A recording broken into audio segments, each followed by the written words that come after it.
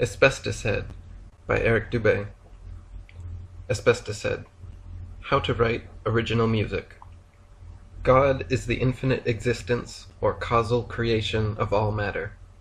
Asbestos-Head is a finite congregation of super-specialized matter capable of creativity and rationale, through which he deduces that God is the infinite existence or causal creation of all matter. Asbestos-Heads read Hoyle and Hawking, and one of them is right. Either everything that is has always existed, or came into existence at some point in time. One disjunct is true, but Asbestos is unsure which, because he himself is merely a semi-mobile subjective perception unit incapable of knowing objective truth or comprehending infinity. What he does know is consciousness of God's existence is contingent upon such congregations of matter, as is matter's physical existence contingent upon God. Therefore, either God is causal, singular, and separate, an outside entity somehow responsible for his own existence, the creation of the universe, and the creation of other beings to recognize him, or existence is non-causal, plural, parts and whole of all that is, with nothing outside us, because we're all infinite, self-reflexive pieces of God, interacting, changing, acting out eternity. Asbestos's best guess is God is non-causal, and thinks once Occam's razor slits the wrists of an unmoved mover, we'll all be left moving alone together forever, for without God, asbestos is condemned to Gödel's incompleteness, and without asbestos, God is the silent sound of trees falling in solipsist forests.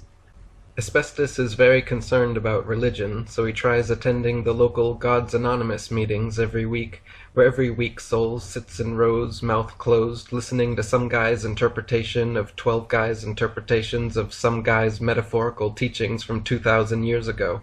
He finds this as useful as a hole in the head, only more damaging to his brain, so he starts studying theology, philosophy, and the history of metaphysics for himself, and finds that it's this manner of introspection, this questioning of the unanswerable, that expands his spiritual awareness and fills him with what some call God's love, some call peace of mind, and others call crawling from the allegorical cave and seeing the light. For him, the light manifests as a series of realizations regarding the nature of knowledge, mainly that he knows nothing, and neither does anyone else, including priests, mathematicians, scientists, and all other people using God, numbers, or formulas to magically boost their ideas from subjective interpretations to objective truths.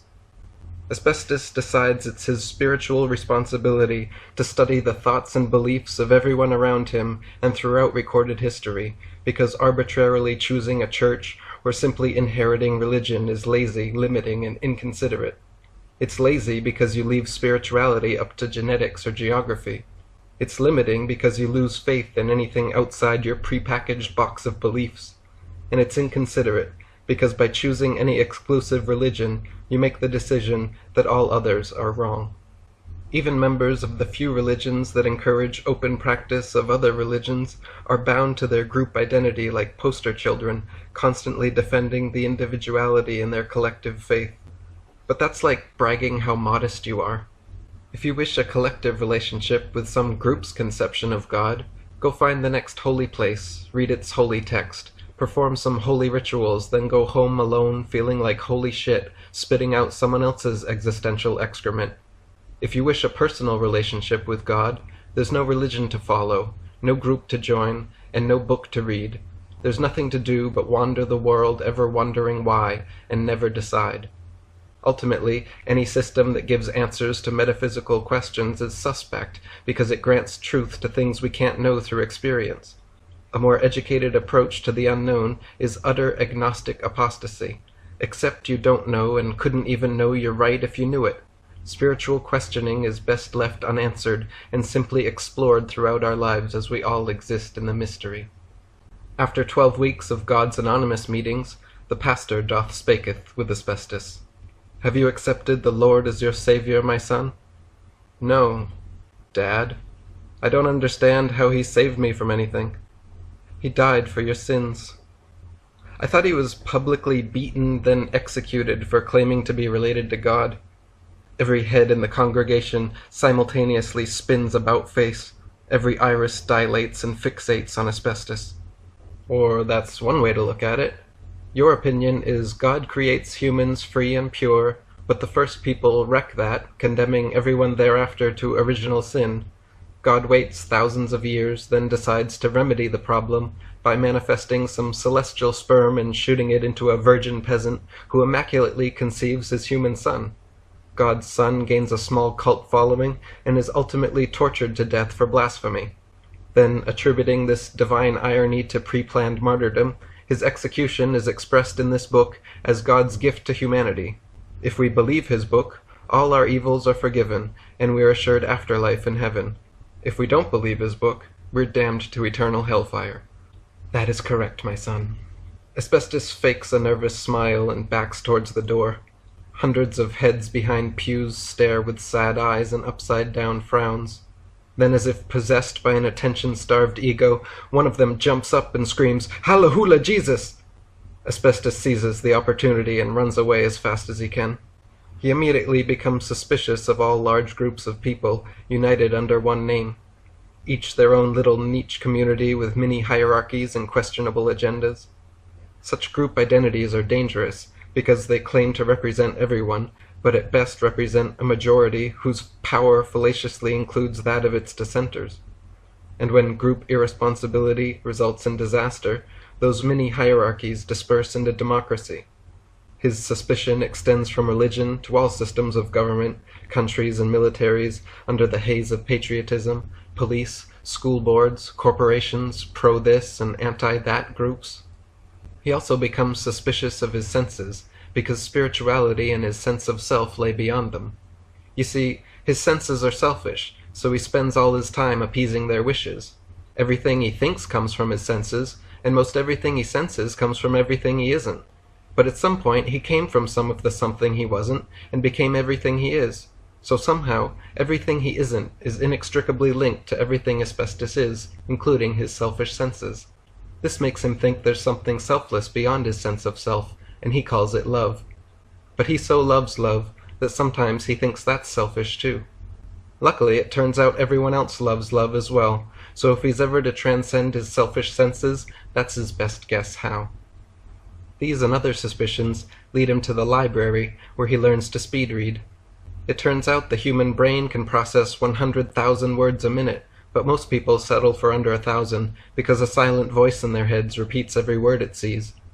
The trick is to eliminate the voice by scanning text too fast for individual words to stick. Widen your eyes, scan without focus forth and back down the page, then take chunks of meaning from your periphery and make a mental motion picture. With practice, Asbestos's quest for knowledge carries him from a page a minute to a page a second, to finishing books as fast as he can physically flip. Reading random books by various writers taken out of their chronology feels muddled and impersonal. So Asbestos quickly stops reading books and starts reading authors, reading everything they've ever written in the order they wrote it.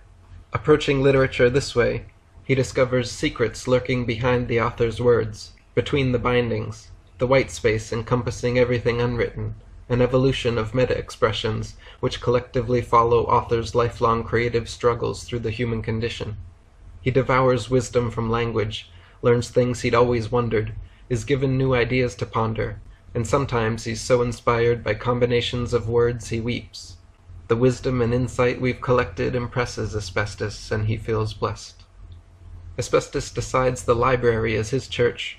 All its texts are holy and worthy of worship. Its eloquent architecture is awe-inspiring. He feels a strong sense of communion with everyone in the building. Hundreds of life's parishioners seeking answers, entertainment, and each other, coming together, honoring the authors by reading them, then creating their own holy rituals to revere them, some taking their wisdom and passing it on in dinner discussions, others writing in their own ideas and continuing the scriptures. Asbestos remains suspicious of rituals and his senses, but he can't seem to escape either, and they keep bringing him back to the library. So he appeases his selfish wishes 6 days a week, but on Sundays he fasts. He doesn't speak, read, or write a thing. Most of the day he meditates and tries not to think a thing. But at some point he goes out and finds nice things to do for other people. And whatever it is, he makes sure they can't find out who did it. So everyone's left looking around wondering which of these nice people blessed my life today. He leaves food and blankets with sleeping alley dwellers, sends flowers to people he secretly admires, cleans public bathrooms, picks trash from parks, pays ahead into vending machines and video games. He leaves flowers, books, or baskets of goodies on doorsteps. In the winter, when it's too wet to leave them outside, he even wraps his presents, climbs on roofs, and delivers them down chimneys. He keeps lists of good people that grace his life, and bad people who need grace in theirs, then rewards them all equally. Buying gifts and leaving little goodies everywhere is nice, but a penny for every pauper soon leaves Asbestos with nothing but a mysterious freedom and the realization that philanthropy is a virtue he can no longer afford.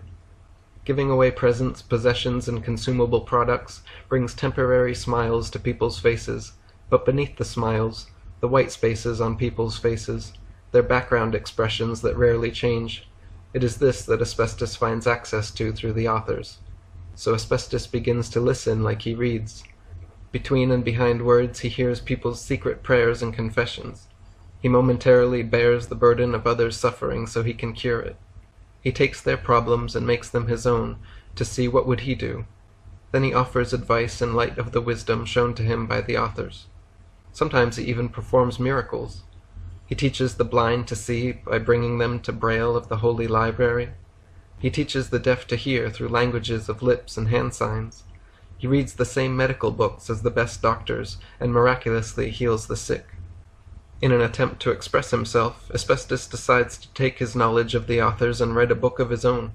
He wants to fill it full of facts and philosophy, thinks it ought to be presented as poetry, with long lines, internal rhyme and alliteration and assonance and repetition, an unyielding stream of phonemes filtered through metaphor and poured over jagged stones of denotation, until like silt or a simile or complex hendiadys gather into connotative pools of meaning, leaving the reader unable to speed read or think straight because their head silent voice would rather just sit back and practice linguistic gymnastics until the end of the sentence. Unfortunately, his writing ability is below average, so he reads a poorly written book on how to write well, called Do As I Say, Not As I Do. The author acknowledges his inability to create an interesting tutorial on how to write interesting work, but still proceeds with the paradoxical project. He admits the book's format tedious, the text dull and unimaginative, but insists the consequent knowledge gained from struggling through will give any reader the tools necessary to write an original masterpiece. Asbestos thinks the book's worse than good and better than bad, but isn't satisfied with saying so, so he doesn't.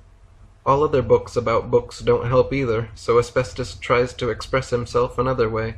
First he teaches himself to read music, then plays on the library pianos. He studies music, history, theory, composition, and jazz from the masters, practices chords and fingering, methodically memorizes classical masterpieces until they flow from his fingers like musical messages from the dead. For months he's moved and inspired by the passion of past players. Then one day he loses interest in others' music and never plays another written note. Instead he devotes himself to the music of his moments, composing angry apocalyptic cacophonies, lonely harmonious nocturnes, excited melodic vibrato arias, whatever else comes naturally at that moment, and never again plays the same thing twice.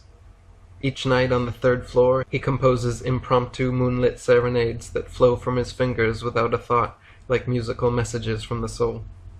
Tonight, just outside in the parking lot, there's an animated stranger walking tight circles around a manhole cover. He notices Asbestos's presence, approaches, eyes bulging out of his head, and frantically says, "Pinhead. Absolute relativity." I love circles, man. I don't even believe in straight lines. I talk circles, walk circles, all circles, concentric circles, Sebian circles, pseudo-circles, semicircles, circumcircles, never circles, man.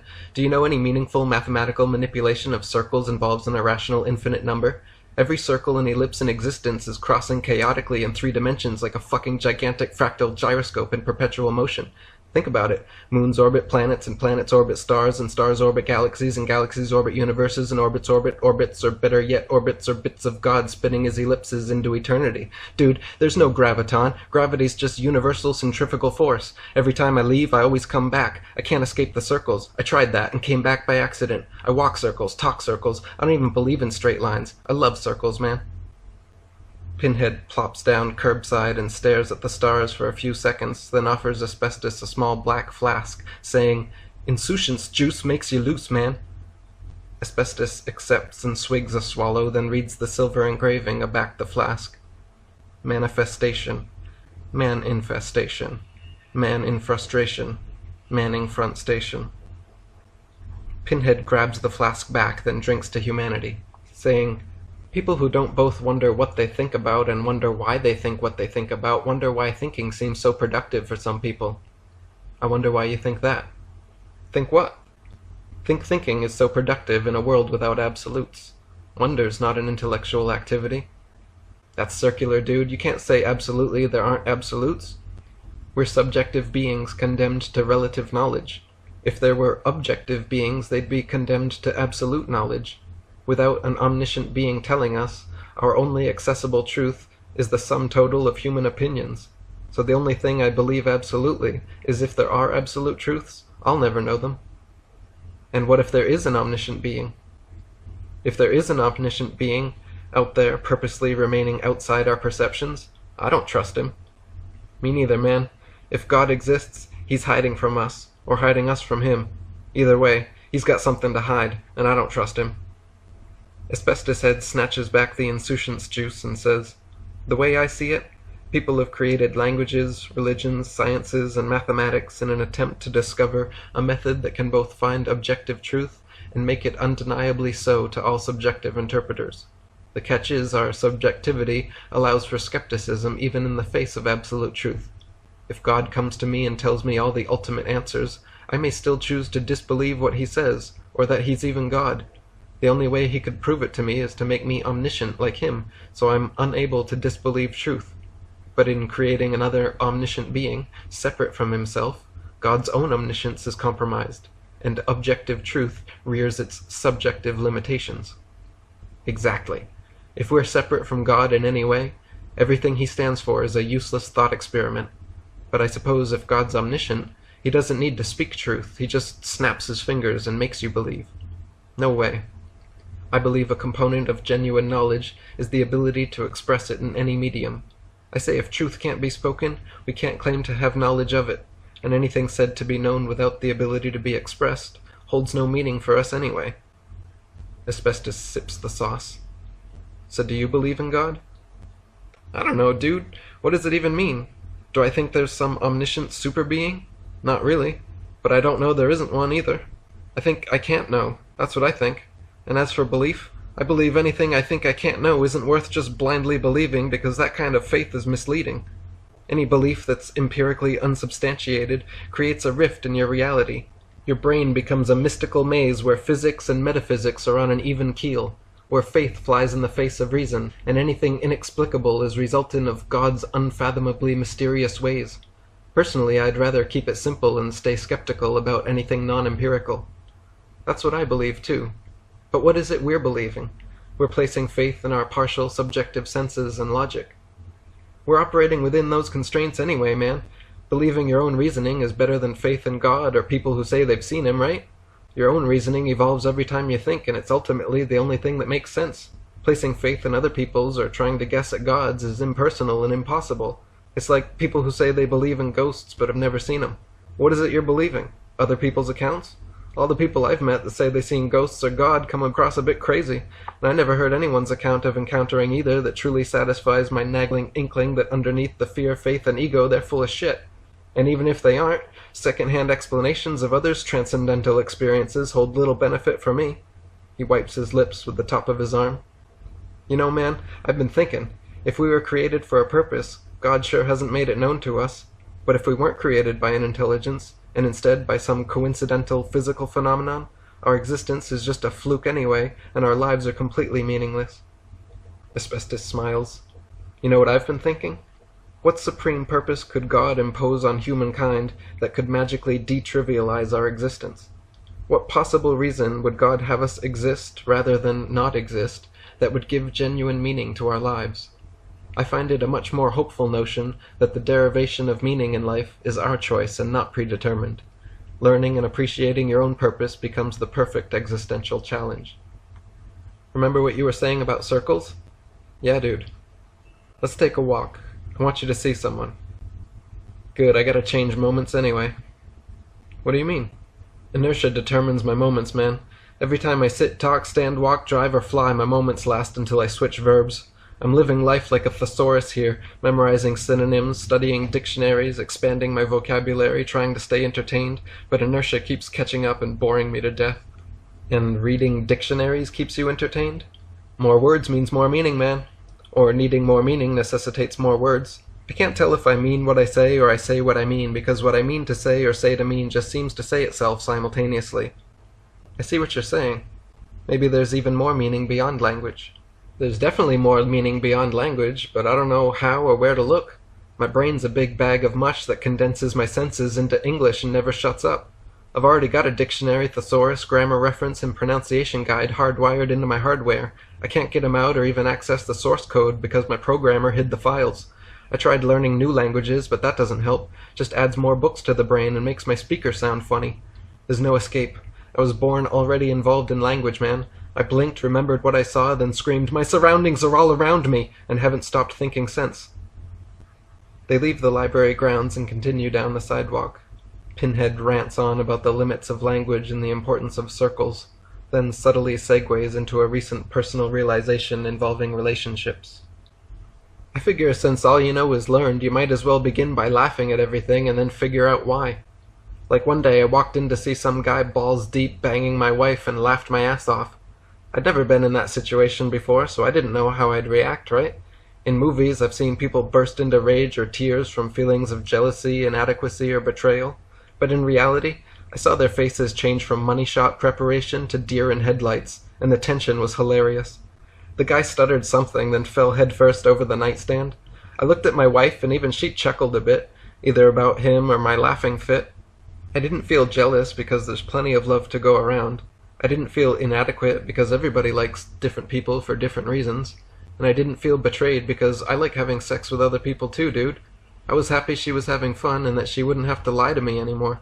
Lying about her feelings and her relationship with this guy was a burden on her which we realized was imposed by our exclusivity.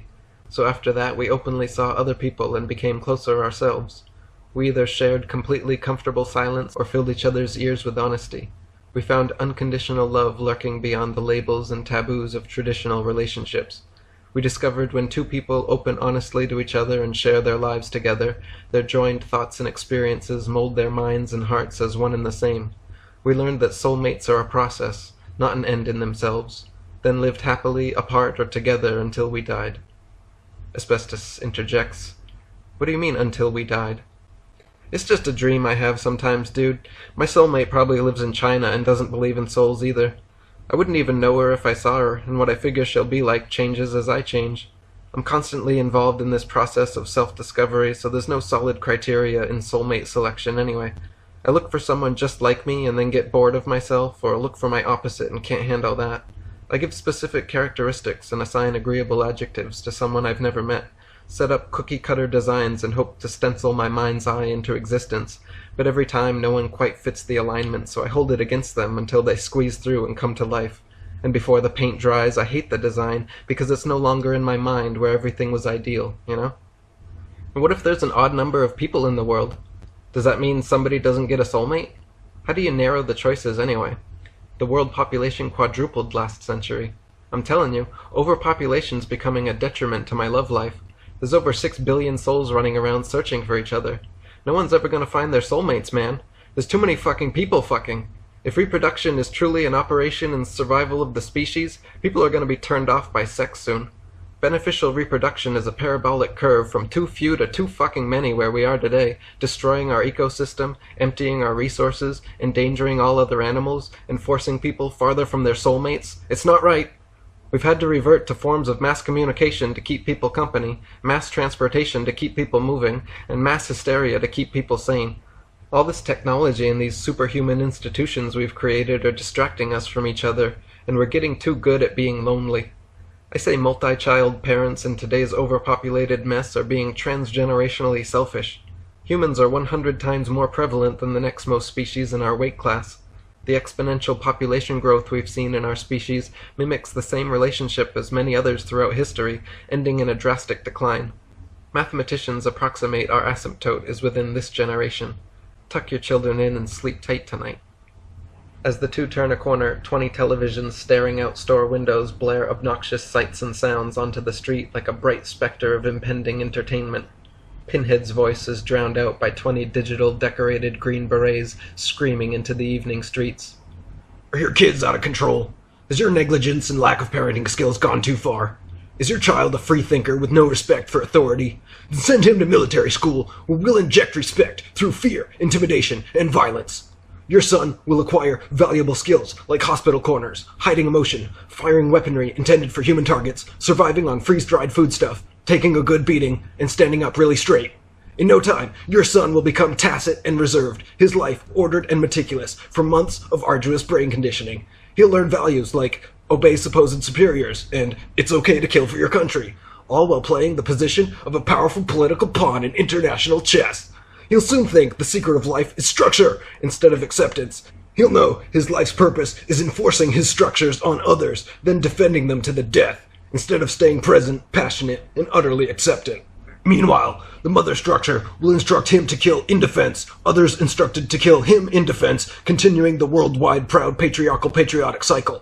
Also, don't forget, he'll come striding home twice a year in those sharp army-issue formals. Watch out, ladies. He only looks polite and apathetic on the outside. Inside, he's searing with repressed rage, looking for someone of his own to control through fear and violence. We encourage you to travel the world, see new sights, meet new people, and kill them for freedom, for country, for fun, sport, realistic video game training, or as a creative outlet for post-teen angst. Join the American military, fighting to sustain the cost of capitalist freedom and enforcing it overseas.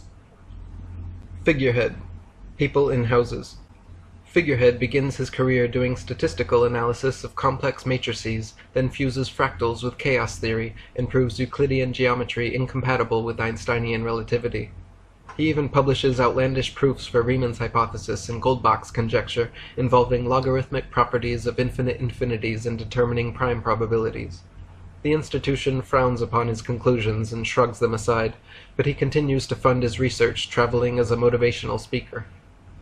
Tonight's talk: Apeirophobia, the fear of infinity. Good evening, folks. Forms are a fallacy of human perception. We label repetitive manifestations necessitated by the system as separate but similar entities, when in fact nothing is separate, and so everything is similar. The universe, everything that is, our mass of matter in motion perpetually molds and shifts, adapts and changes, repeats as a constant result of itself, but never fully separates into an other. It is one, you and I, the stars and space. If you blur your vision long enough, forms disappear, and you are left with nothing but a mass of color and motion. There is no word that describes the blur, but perhaps you make one up. Then you make a habit of making up words for blurs, and start recognizing similarities. You label tree blurs, rock blurs, other animal blurs, and maybe even atom blurs. This allows you to compare and categorize, make judgments, and express artistic concerns about the blurs, but the fact remains that the boundaries between blurs are perceptual, not actual. We know no two trees, rocks, animals, or atoms are exactly alike, but if no two things are exactly alike, we have no way to measure what constitutes one thing or its other. If no two things are exactly alike, then there must be only one true form that is everything. We know that subatomic particles are constantly in motion, but on a smaller scale than we can perceive. We know that the planet beneath us is constantly in motion, but on a larger scale than we can perceive. We know the universe is perpetually changing and in motion, but we perceive most things as unchanging and still. Then we use language to label this fallacious stillness. We recognize similarities in the stillness, and create categories and definitions. We forget all about our faulty premise and attribute a priori importance to these forms we perceive, though in fact knowing no two things are truly separate, and everything's constantly moving. Asbestos and Pinhead walk in the auditorium's side entrance and have a seat. "You there! How many numbers are there between 0 and 1? Asbestos smiles and answers, "There are no numbers between 0 and 1. "That's right. Now how many between 1 and 2? "None again, unless you count decimals. So there are no numbers between consecutive numbers in our counting system, unless divided into fractions of themselves. Decimal point included, how many numbers between 0 and 1? After the decimal there are an infinite number of numbers. So integers perceived as whole remain consecutive, but once conceptually fractionated are necessarily separated by infinite possibility." Thank you, Asbestos. Once you divide perception into forms, once you give separate labels to pieces of the same pie, you've begun a necessarily infinite regress of division. We're all baked into the pie already, trying to cut our custard reality into manageable chunks, but meanwhile we're forgetting about our whole number before the decimal point. Since math involves manipulating quantities, it assumes there's more than just a oneness to all existence. Numbers, like words, allow reality to be divided and regrouped. Math is a game like language, and mathematicians are numerical poets expressing our quantitative perceptions. As for language, it gives some permanence to an ever-changing universe, and there is comfort in the permanence, but also stagnation. Change is a necessary element in perfection, and we're all part of the perfect equation.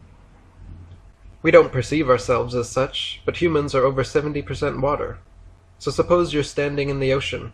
Where do you draw the line between the water that encompasses you and the water that composes you? As you stand, the ocean sinks into your pores, gets swallowed and lodged in your orifices. Meanwhile, thousands of skin cells and millions of your molecules float away into the ocean. At what point does the ocean start being you, and when do your skin cells start being ocean? For that matter, why is your water alive but the ocean's isn't? But that's a whole other issue. Even if your water's not wet, standing on dry ground, every millionth of a second, trillions of your atoms are replaced by surrounding atoms. Then as you breathe, you become and feed upon the molecules around you. When does the air cease to exist out there and become part of you? When it passes your lips, or when it hits your bronchioles, or only when the alveoli suck out the sustenance? Food, air, water, bacteria, everything that surrounds you is constantly coming into and leaving from your body. In fact, you preserve your human existence by consuming these things around you. You even eat the lives of others in such a way that it's impossible to say when the things you consume stop being deliciously prepared plants or animals and start being you. Is it the first greasy atom that interacts with your Kentucky Fried fingers, or the first savory swallow that shrinks through your sphincter, or only when the proteins and complex fats break down and feed your hungry cells? At what point are you separate from everything else in any meaningful sense? There is no you in you, and there's no out there. There's only one life, one consciousness, one source of matter and energy, and it is eternal, and it is everything. It is God, and you are God, constantly creating the world anew every instant. When writing this lecture, my word processor kept showing a grammatical mistake when I typed the tautology, "nothing is nothing." It suggests I replace the second nothing with anything. Nothing is anything. Scientists see no boundary to the universe, no center of expansion, nor do they know what the universe is supposed to be expanding into. But it's both necessary and contradictory for there to exist infinite nothing outside a finite universe. Thereby, inflationary cosmology's potential something they call nothing defies its definition upon existence.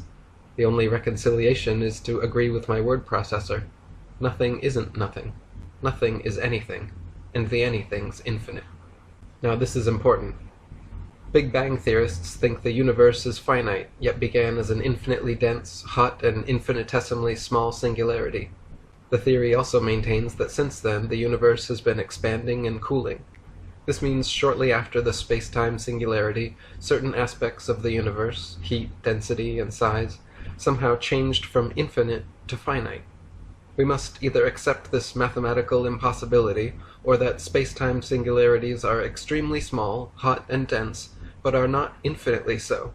And if this is true, It means at some measurable heat, size, and density, all physical laws break down. Like at 100 googolplex degrees, 100 googolplex grams per negative cubic centimeter, all laws of temperature and density hold, but at 100 googolplex and 1, everything changes, allowing space-time itself to enter or exit existence. Big Bang theorists also think the universe is between 10 and 20 billion years old. We've recently discovered huge galaxies and quasars 15 billion light-years away from us. Based on Einstein and Hubble's own equations, this means that 15 billion years ago, the fabric of space-time was stretched at least 15 billion light-years across, and gigantic celestial bodies were already formed. These are both quite incompatible with current inflationary cosmology.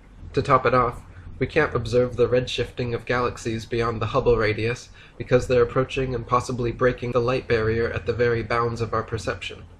Theoretically, we're left with few options.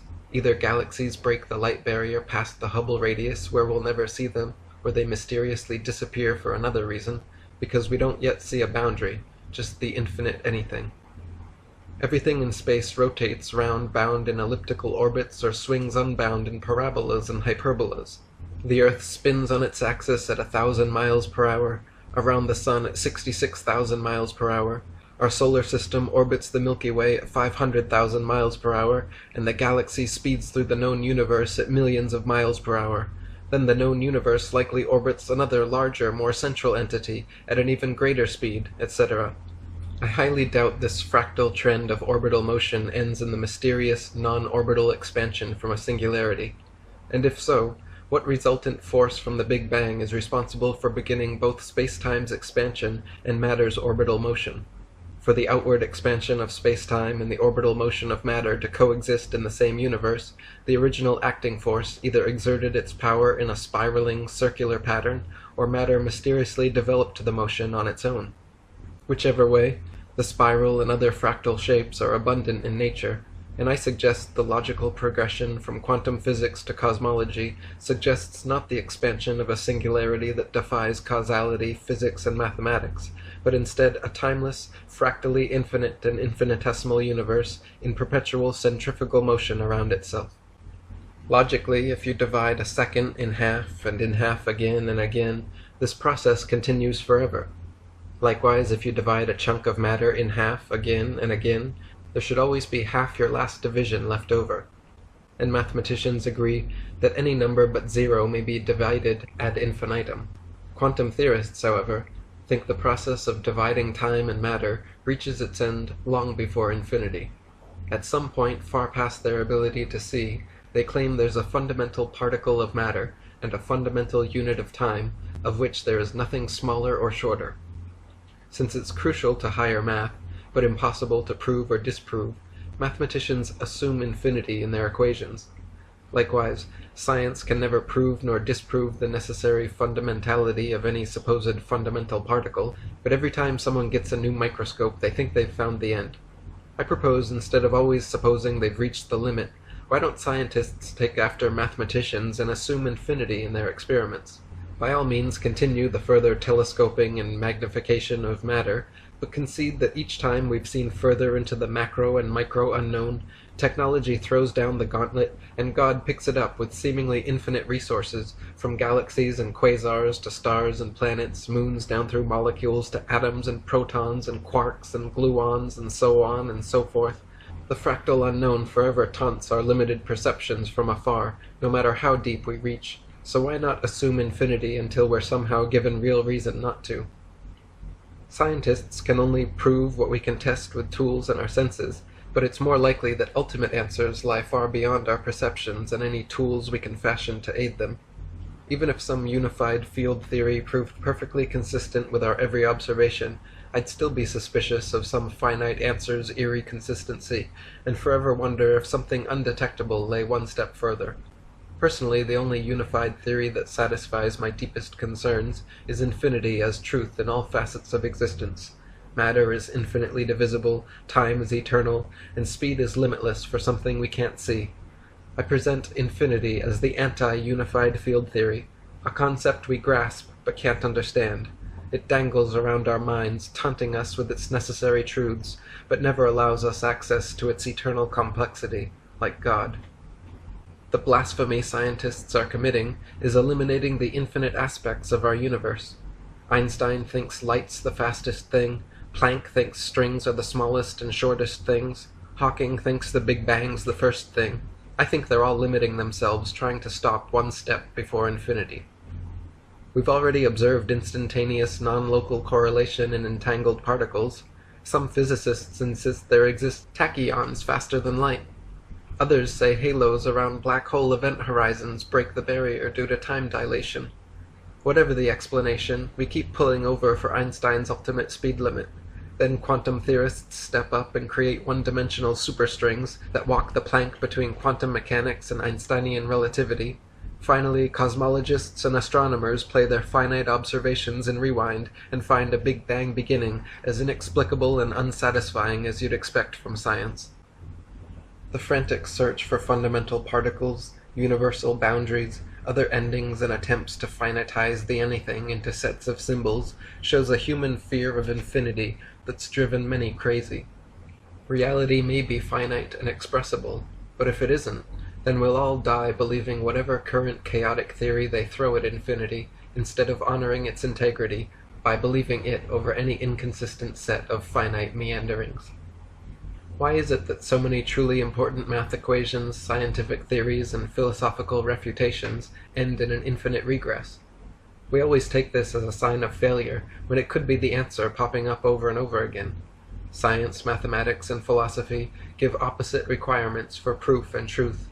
For a scientific theory, mathematical formula, or logical argument to be proven, it must contain the ability to be falsified, so that experimentation can further refine its validity. But truth, by necessity, cannot be disproved, and thus would not contain the ability to be falsified. So if truth was looking your theory straight in the eyes, the institution shuts it down. An unfalsifiable theory cannot be tested, and what cannot be tested cannot be verified true. So if ultimate truth lay in infinity, which I assure you it does, science will never concede it. It's up to you. The origin of the universe endows necessary truth on one of two equally unfathomable options, an uncaused cause or infinity. Rationally, they are mutually exclusive, but equally valid. Neither makes sense, and one of them is right. Thus, a rationally based decision to your personal opinion of the origin of the universe leads to an impasse. Emotionally, however, a decision can be made, for infinity feels awe-inspiring in its complex simplicity, whereas an uncaused cause is an incomprehensible paradox and feels like betrayal. A first cause is a he, she, or it, out there above rationality and causality, necessitating hierarchy on nature. But infinity is us, our universe, all matter in perpetual motion and interaction together. You know where I stand. Plato said there's too many slaves in caves. I say there's too many people in houses these days. The walls are keeping us separate, and the roofs are scaring out infinity. Good night. The crowd disperses, and Asbestos catches up with his old friend Figurehead. He invites him to a church gathering at the library on Sunday, then sends Pinhead on a special assignment to deliver word of the gathering to another friend. Dockhead, present of all presents. Dockhead holds postgraduate degrees in both psychology and philosophy.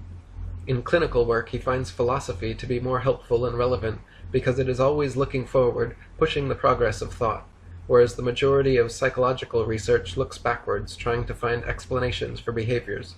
As a result, instead of diagnosing behavioral abnormalities, he provides philosophical arguments against his patients and brings them face to face with their flaws. Instead of tracing fear of commitment to childhood abandonment, attributing apathy to lifelong depression, or otherwise trying to make explanations in rewind, he Socratically challenges their current personal reasoning and rationale behind such issues and gives educated nudges in advantageous directions. His questions channel their thoughts through unexplored depths. Most people are never adequately challenged in their beliefs and judgments. Simply spending time sitting down with an educated moral philosopher expands their personal understanding and gives conversation a new perspective, like the extrospection section of self-reflection. Pinhead schedules an appointment and buys an hour of Asbestos Head's friend's clinical time. He enters the office, sits down, and stares at Dockhead. The good doctor says nothing, and simply sits motionless, smiling. So what service exactly do you provide your patients? I listen without judgment, then speak what rises to be spoken. Who says your non-judgmental speeches rising to be spoken are worth 50 an hour? You do. Oh, it's like that. Okay. Then listen quickly, because I want one hell of an insightful, non-judgmental speech out of you before the hour's up. Here it is. My main psychological problem has remained the same as long as I can remember, and no matter how many books I read, no matter how outwardly I educate myself or introspectively I explore myself, one fundamental facet of existence continues to cloud my quartz-clear conscience. What is it? Confusion. About what? I don't know.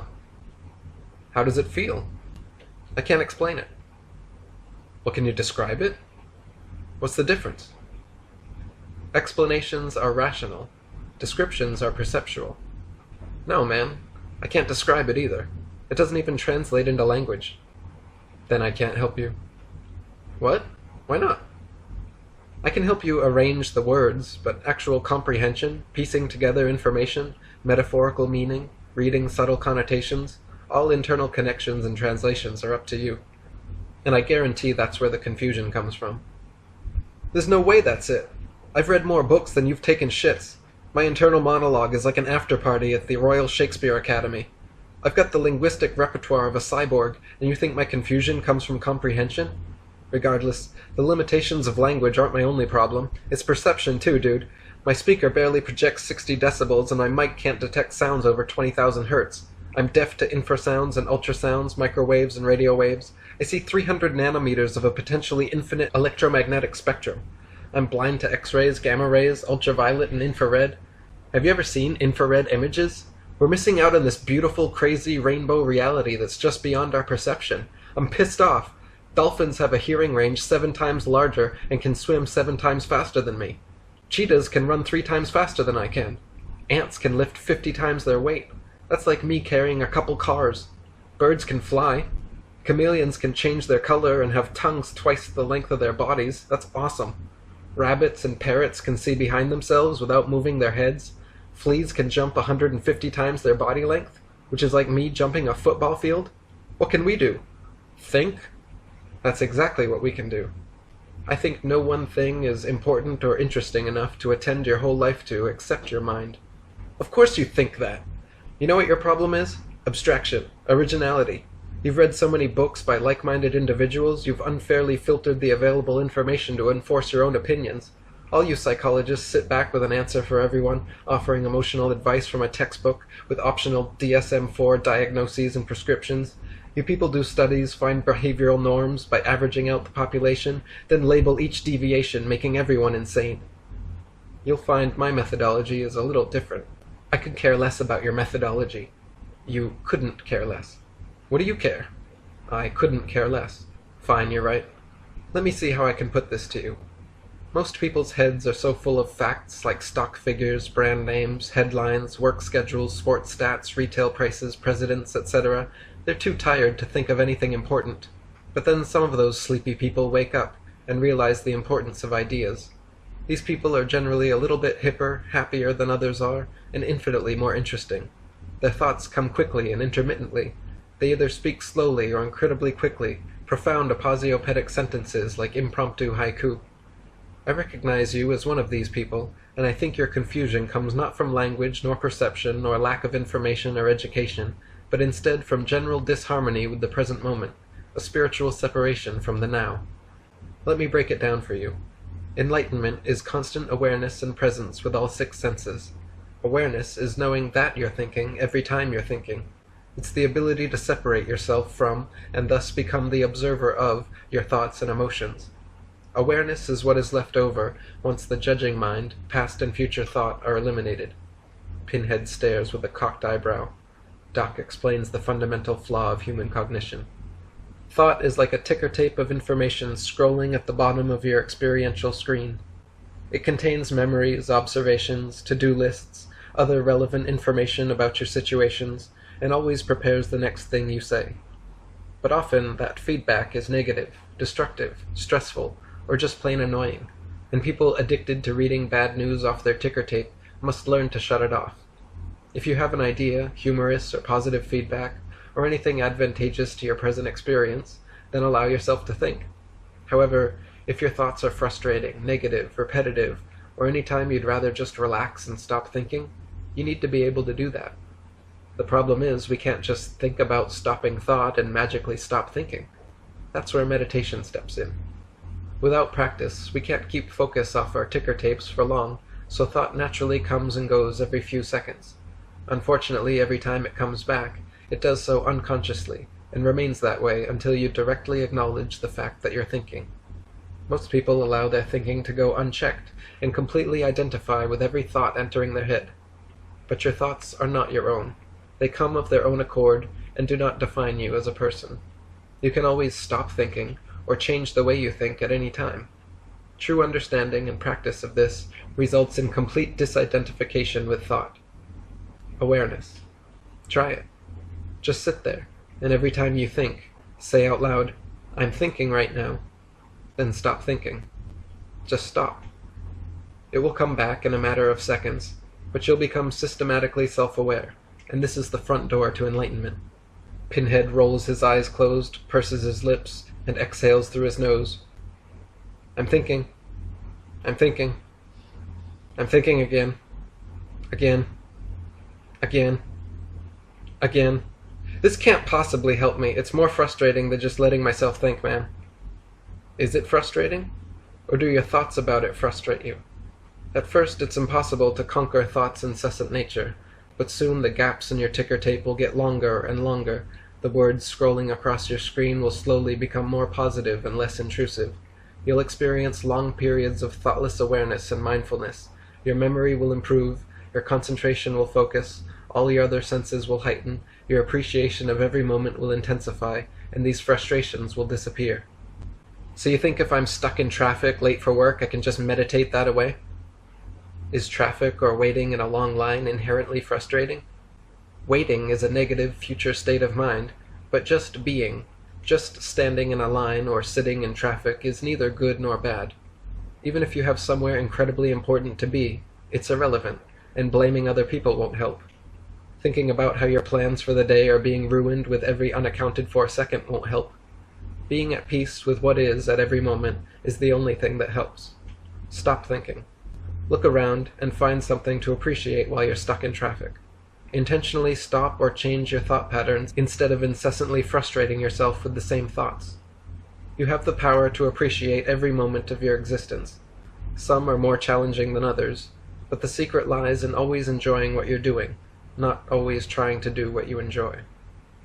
The doc lights a large candle. This is an ancient meditation and concentration technique that increases awareness and lengthens attention span. I'm going to dim the lights, and I want you to focus on the flame for a minute. Just be with the candle, watch the dance of the fire and smoke, smell the scented oils, and hear the slight coming and going of background sounds around you, disguised as silence. Now close your eyes and continue to envision the flicker of the flame in your mind's eye. If thought enters, your mental flame extinguishes. Open your eyes and try again. Pinhead slams his hands on the armrests and points a finger at Doc. Hey, I bought an hour of time to experiment on you, not the other way around. Let's put that candle out and switch seats. Now quick, what's the last thing you remember? What I was just thinking before you said something. Now what? What I just said. Now what? The same thing. No, it's different. Now what? I'm starting to remember getting annoyed. There it is. What? Why are you annoyed? What do you mean? I mean, you're promoting these new age nirvana techniques for a blissful existence, but your ticker tape can't even stay positive with me for more than a few seconds. Well, maybe if you chose a more positive emotion than annoyance. I didn't choose it. You did, asshole. Alright then, we'll go along with this. What's your problem with me? I just really hate the general arrangement of features on your face. Somewhere between their proportion and placement and my aesthetic edification, your facial structures and expressions upset me. Sitting here, I've even theorized into your quantum ugliness, and feel really bad for your atoms, especially those outer-shelled electrons swirling ugly circles around your skin, longing to bond with any anion. I see. And what else do you hate? About you? Not about me. Lots of things. I hate how beautiful girls tend to be stupid. I hate how so many people live their lives like this ostentatious display for some unforgiving audience. I hate it when my leg cramps during an orgasm. I hate it when people say, "It's always the last place you'd look." Of course it is. Why would you keep looking once you'd found it? I hate the word luncheon. I hate when rich people dicker. I hate Bill Gates for the same reason I hate the Sultan of Brunei, and it's got nothing to do with money. I hate money. And I hate the concept of ownership. The very notion should seem childish, but powerful children in history have taught us to strive for personal ownership, not communion. I hate religious fanatics, missionaries, and anyone discontent in keeping their faith to themselves. I hate radically uneven distributions of power among people and species. We're the only animals that breed and cultivate others for consumption. We've even chained down and genetically mutated species for meatier meat to eat. I hate it when the underdog loses. I hate that the winners write history. I hate that scores are more important than plays of the week. I hate sports fans, patriots, and all rally mentality among people united by coincidence. I hate all forms of government, but think anarchy is limiting. I hate that. I hate that inspiring, perplexing, philosophical mysteries remain unexplored, while human-created mini-mysteries make bestseller lists. I hate it when writers write about writing, or that they're writing, and how difficult or transcendental that is. I hate watching obese people eat sweets. I mean, you know, a lifetime of laziness and conviviality culminated to form this waste of space shoveling sugar down its gullet by the bucketful. I hate people that lie to make their lives easier. I hate saying goodbye to people I'll never see again.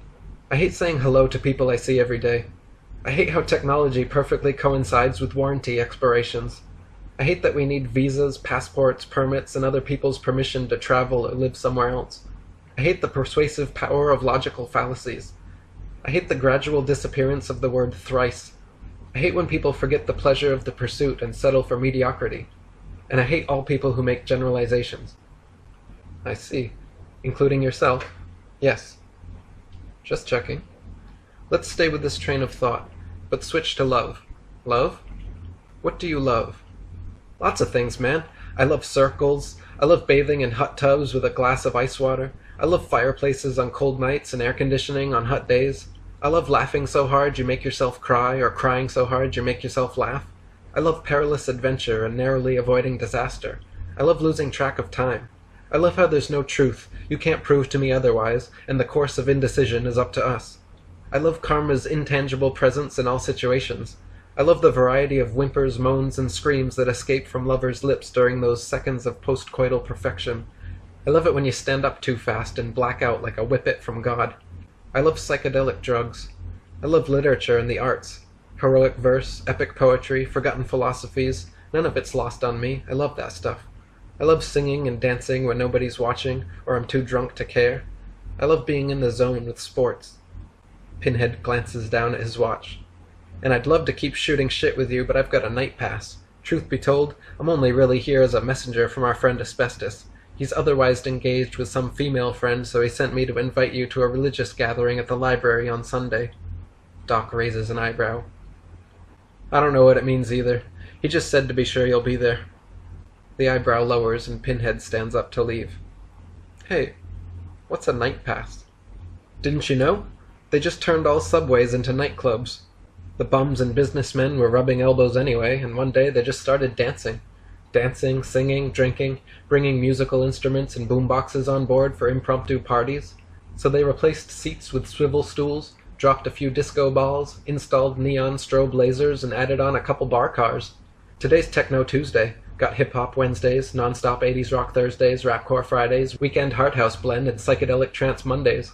I'm going right now if you want to come. I think I'll pass. Your loss. Matryoshka Head. Barbie Doll Blues. Matryoshka's a walking contradiction, wearing high heels and low-cut shirts, oversized bras and miniskirts. She has dyed hair, collagen lips, silicone breasts, methacrylate nails, a plastic face, a lipo-sucked stomach, and longs for true love. She reads self-help books written by other people. Her diaries connect the dots of days with extravagant descriptions of her mediocre existence. Her photo albums look like laminated stationery, showcasing various backgrounds with her smiling mug in the middle. When she shows everyone her albums, and she shows everyone her albums, every picture is prefaced, "This is me," at some place. Matryoshka loves possessions more than she loves people, so she shrinks everyone into microcosms of themselves and arranges them on shelves.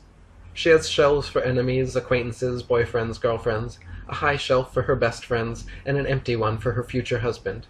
As with all collections, her sole purpose is to hoard the most and the best, so her focus is always on what's next.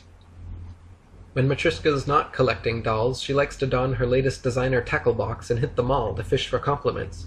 She always buys the best bait, but hates to get her feet wet, so she just waits with her big bobbers and shiny lures until some prickly pickerel puckers up his best fish face for a slimy kiss. Once she pulled the pole early to hook a handsome salmon, nibbling her worm, only to have him eat his fill then sever the line. Since then she's taken up fly fishing and only caught shadows. The experience leaves her feeling empty and hollow, so for structural reinforcement she finds two smaller followers called friends that fit inside her. Their relationship is selfish and superficial, but reciprocal.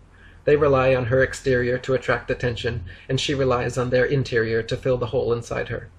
Sometimes they come out to play, but usually just stay tucked up, fucked inside, agreeing with everything she says because they want to remain friends, and enemies are anyone that disagrees. Every morning she awakes to an alarm clock, then watches TV until the car radio. At work she gossips, gabs and babbles, small talks and chit-chats about shit like this and that until it's time for the all-talk drive at 5 Hour Live. Then back home she divides her attention between the television, computer, and cell phone until it's time for the alarm clock. She's never experienced comfortable silence, alone or with another person, because she avoids it. She's scared of silence because that's when minds thrive and hers is toxic. Her brain's a label maker, and she uses her tongue to stick them on everyone. There's a price tag attached to each relationship, and the currency is compliance. Hence, most people don't buy into her business. The few who do, however, love getting together to drink alone and vomit on themselves.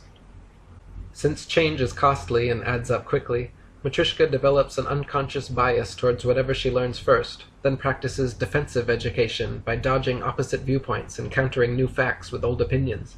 She sidesteps advice and strikes down constructive criticism with cynicism and sarcasm. Such insight into abstract epistemology even spurs a revelation in philosophy known as illogical negativism. Matryoshka's dedicated work in the field remains unparalleled, but continues to fall short of the Nobel. And unfortunately for her emotional well-being, there are repercussions to this behavior. She feels fake and lonely, led astray and abandoned like an oxbow lake. Incessant judgment of every situation keeps her brain in constant rumination. Every experience is cross-referenced to check for inconsistencies, labeled and captioned for a table of contents, prefaced and appendixed, then indexed for easy access. This process is so complex, she's only half experienced her whole life. Asbestos Head is the truest friend she's ever had. Today, after a moment of mutual passion, she says he somehow ruined their friendship through physical contact, and she doesn't know how to think of him now because she hasn't a label for that. I figured out the solution to a problem. Matryoshka drops a loaded clipboard onto Asbestos's lap. What problem? What's this? This is your standard relationship contract. I need you to read through, sign in triplicate, initial there, write you love me here, then say you love me, twice, and once in French. Are you serious? She sighs through her nose and shakes her head. I knew it. You're afraid of commitment. I'm not afraid, Trish. Commitment's a responsibility not to change your mind. It's like playing psychic with yourself, determining what seems right now will continue to seem right later. No, commitment is a promise between two people that some things, like their love, will never change. Love does change. People change. Priorities change. You're asking me to make some promise for your peace of mind, but if I did, it could be a lie. You make sure it's not a lie by sticking to the agreement. That's not how emotions work. I won't fight my feelings just to keep a contract.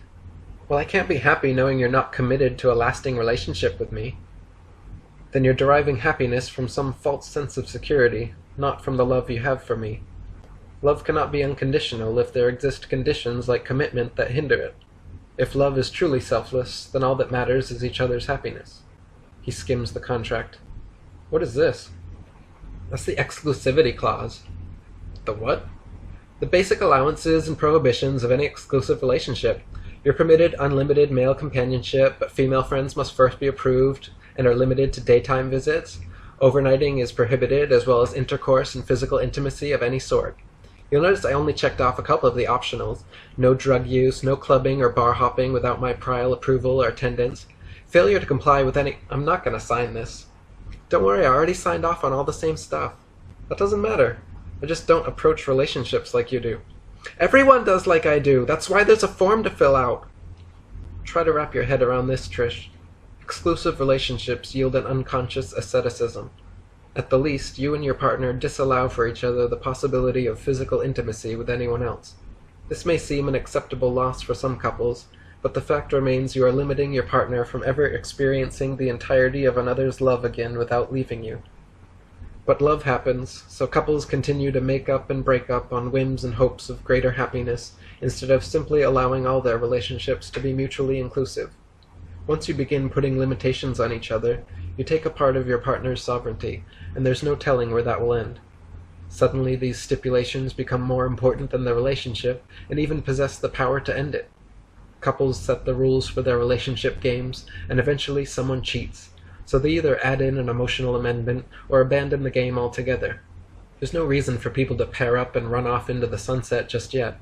Most everyone falls in love with something about someone every other day, and even those love funnelers who numb their feelers to one person at a time are guilty of coveting a neighbor or two. The fact is our true nature seems polygamous no matter how rigorously we deny the monotony of monogamy. And there are so many wonderful people with interesting differences and unique personalities. Why limit yourself from any possible experience? Why silence your spirits of romance by lining them up single file? Matryoshka dismounts her high horse and hangs her head. I just couldn't help feeling jealous if you were with other people too. Jealousy is nothing but selfishness applied to love. It's selfish to want to love only you and have you love only me? No, it's selfish to dictate. Love and romance are wonderful things that everyone enjoys and cherishes. You should be happy that one you love loves you and is loved by many, not treasure the love you share and scorn that of others. That's selfish and ideologically inconsistent. Whether it's consistent or not, like you said, I won't fight my feelings and they tell me it's wrong. Your feelings about love are based on foolish ideologies in the first place. If you don't truly love everyone, you can't truly love anyone because love is selfless and based on others' happiness, so even choosing where to place it is a ridiculously selfish prerequisite. In life, you can't choose who to love, you can only choose whether to love or not, whether to love everyone or to withhold it from some for selfish reasons. Once your love becomes a selective process, the recipients are no longer loved unconditionally because they've been chosen based on some appealing conditions. Maybe looks, or smarts, or funny with a good heart, or whatever inconsistent justification it takes to unlock the floodgates and let out the love you've damned. Then you praise and cherish each other's appealing conditions until infidelity or death do you part. Meanwhile, time flies and your damned love well dries up, leaving little for everyone else in the world. Once you withhold your love for any reason, you've lost what is so beautiful about the emotion. Everyone you meet is physically examined, psychoanalyzed, categorized, sized up, and mentally Rolodexed under favorable characteristics that you can love. And anyway, when you focus your energy on those easily lovable people, your love may be shallow or at least less needed in the world, for it's those who are harder to love that benefit the most. What? So what? I'm choosing you. Your lack of commitment is selfish, not my love for you. I want nothing more than to get married and be so good to you. I'm sorry.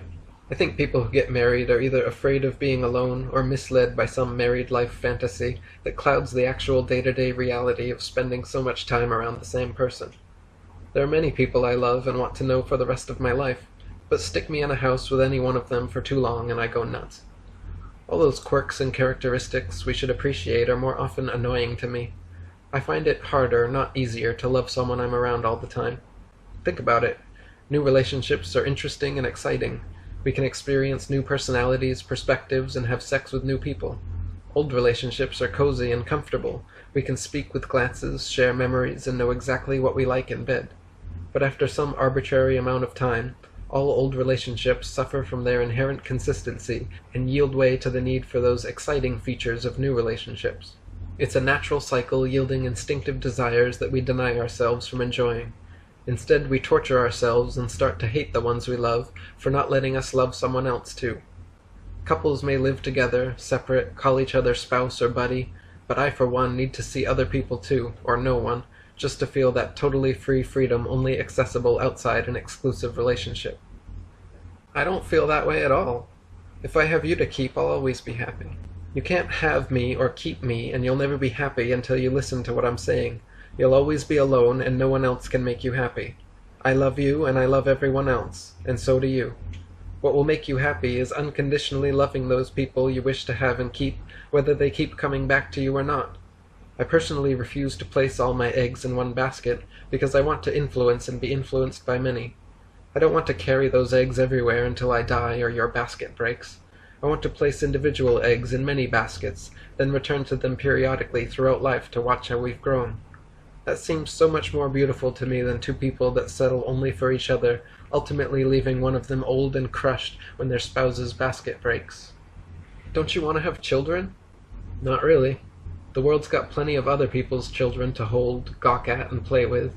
I have no desire to endure diaper changes, screaming, sleepless nights, 18+ years of lost freedom, time, and money, just so I can have and keep one exactly like the other 6 billion and call it mine. I'd rather not have a wife or a kid, and love all women and children equally. Anyway, I'm going away for a while, but meet me at the library Friday. I have a friend that wants you to ask some questions. What? Wait, please don't leave. I thought we were going out tonight. You're torturing me.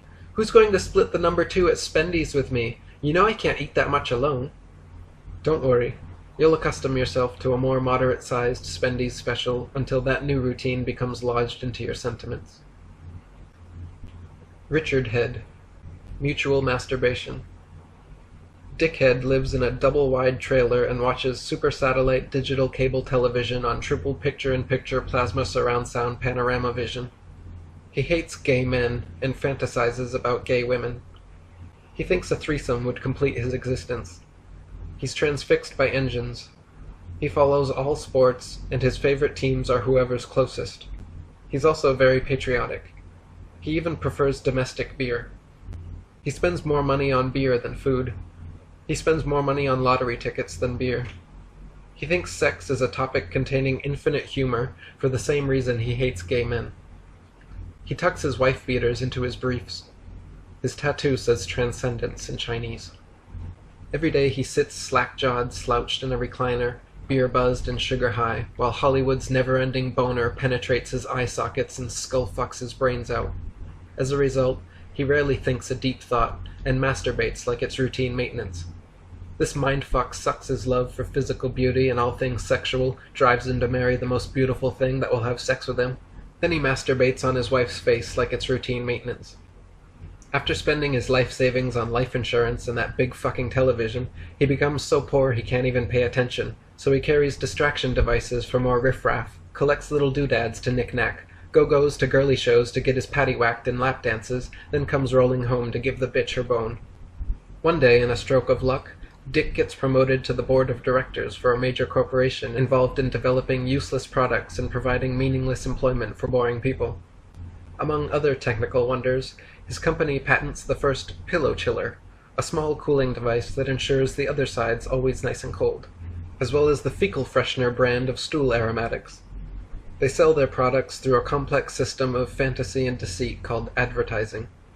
Through careful psychological and demographic research, they find by targeting specific social classes and age groups, marginalizing the individual, and capitalizing on humanity's shortcomings, mass marketing allows them to inundate people, or consumers as they're jokingly referred to, with imaginary product-fulfilled needs.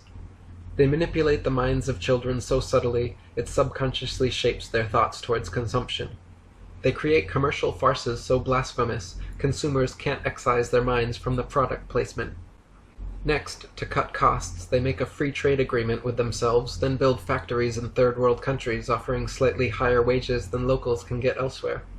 This encourages hundreds of people to leave their jobs and line up for slave labor in cramped, unsafe conditions without workers' compensation or health benefits. Eventually, too many people die or the workers unionize, so Dick's company closes down shop and sets up in another poor country, leaving behind hundreds unemployed and a destroyed local economy. People slowly stop calling him Dick and start calling him Rich. Soon Rich and his rich partners have so much money they turn to politics. By funding political candidate campaigns, they establish connections and make agreements regarding both parties' principles and interests. Rich's sponsored candidate is elected into office and lifts laws prohibiting monopolies, raises lower and middle-class taxes, then readjusts the brackets, allowing Rich the financial freedom to buy out several locations. The masses tighten their belts, then come a-flocking, with pillow-chiller jingles ringing in their ears, and Rich does laugh with dollar signs in his eyes. Next, Rich and his government buddies buy and beef up some private oil companies, upsize and corporatize until they've got more Texas tea than China. Oil, that is. Then every time an oil field burns, or a tanker spills, or some workers strike, or they bomb a Middle Eastern country, or there's a natural disaster, they raise the oil prices and profit off the pockets of the population that supposedly put them in power. Meanwhile, the discontented masses, independent artists and media providers struggle up the non-corporate ladder, voices silenced to a defiant whisper. Every time a non-corporate voice rings out in the courtroom, it's squashed like the little bug voice it is, because Dick and his corporate cohorts are like Captain Planet or some Power Rangers, whose forces magically combine to become one ultra-person under the law with superhuman influence, subhuman ethics, and inhuman irresponsibility. Using their mighty morphin abilities, Dick and his Decepticons transform a constitutional amendment into an unconstitutional addendum. Then, when trouble arises, they divide back into a board of businessmen doing their jobs.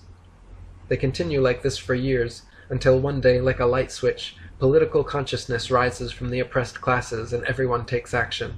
One Monday, millions organize and close their bank accounts, default on their loans, claim bankruptcy, sell all stocks, shares, funds, and bonds to the government. No one pays taxes. No one buys Rich's shitty shit. Thousands of corporation store managers leave their doors and cash registers open for the public.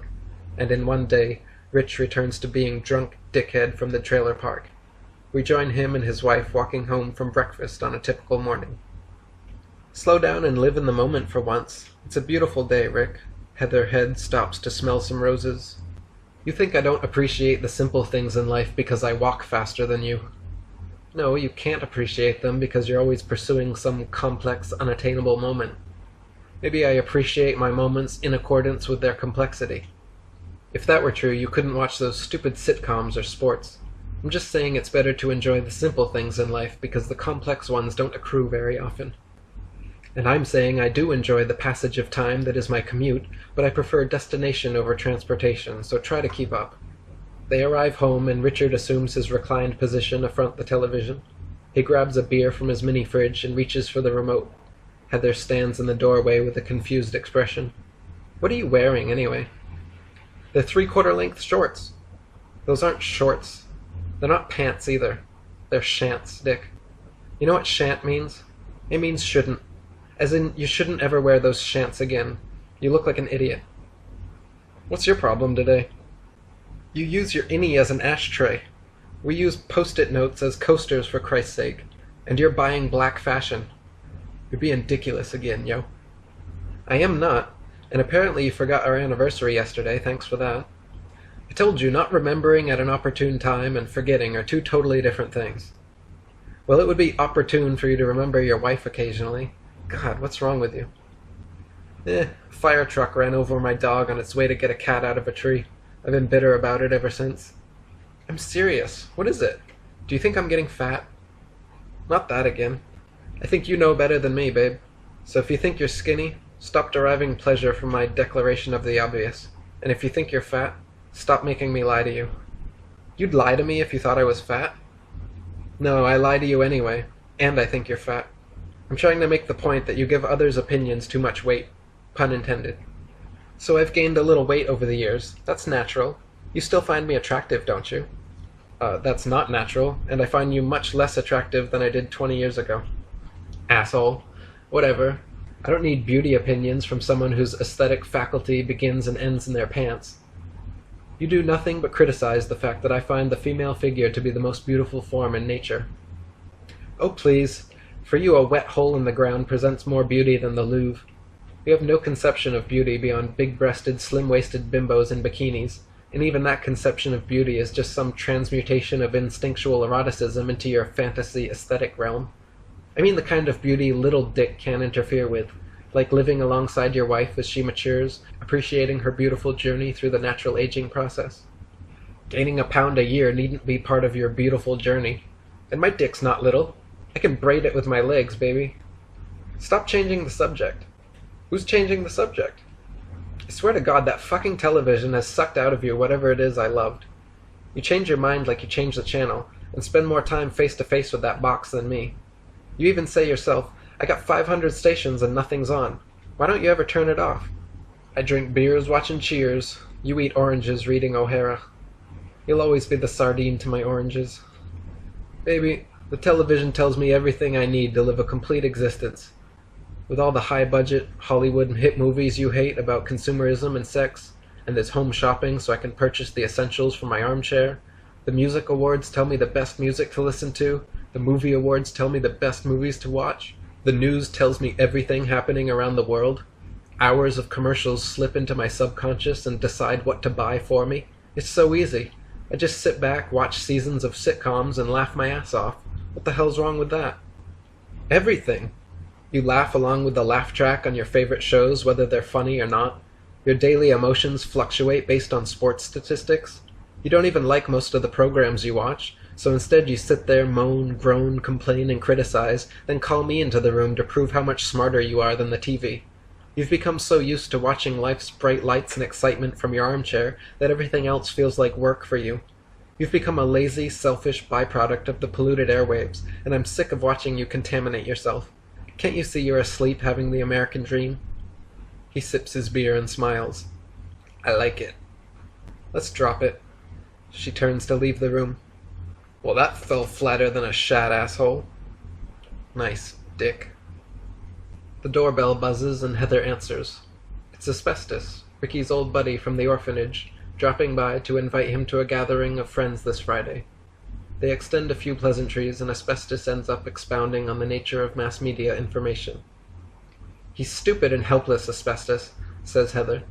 He could walk around with $100 worth of pennies in his pockets and still not have the sense to exchange them.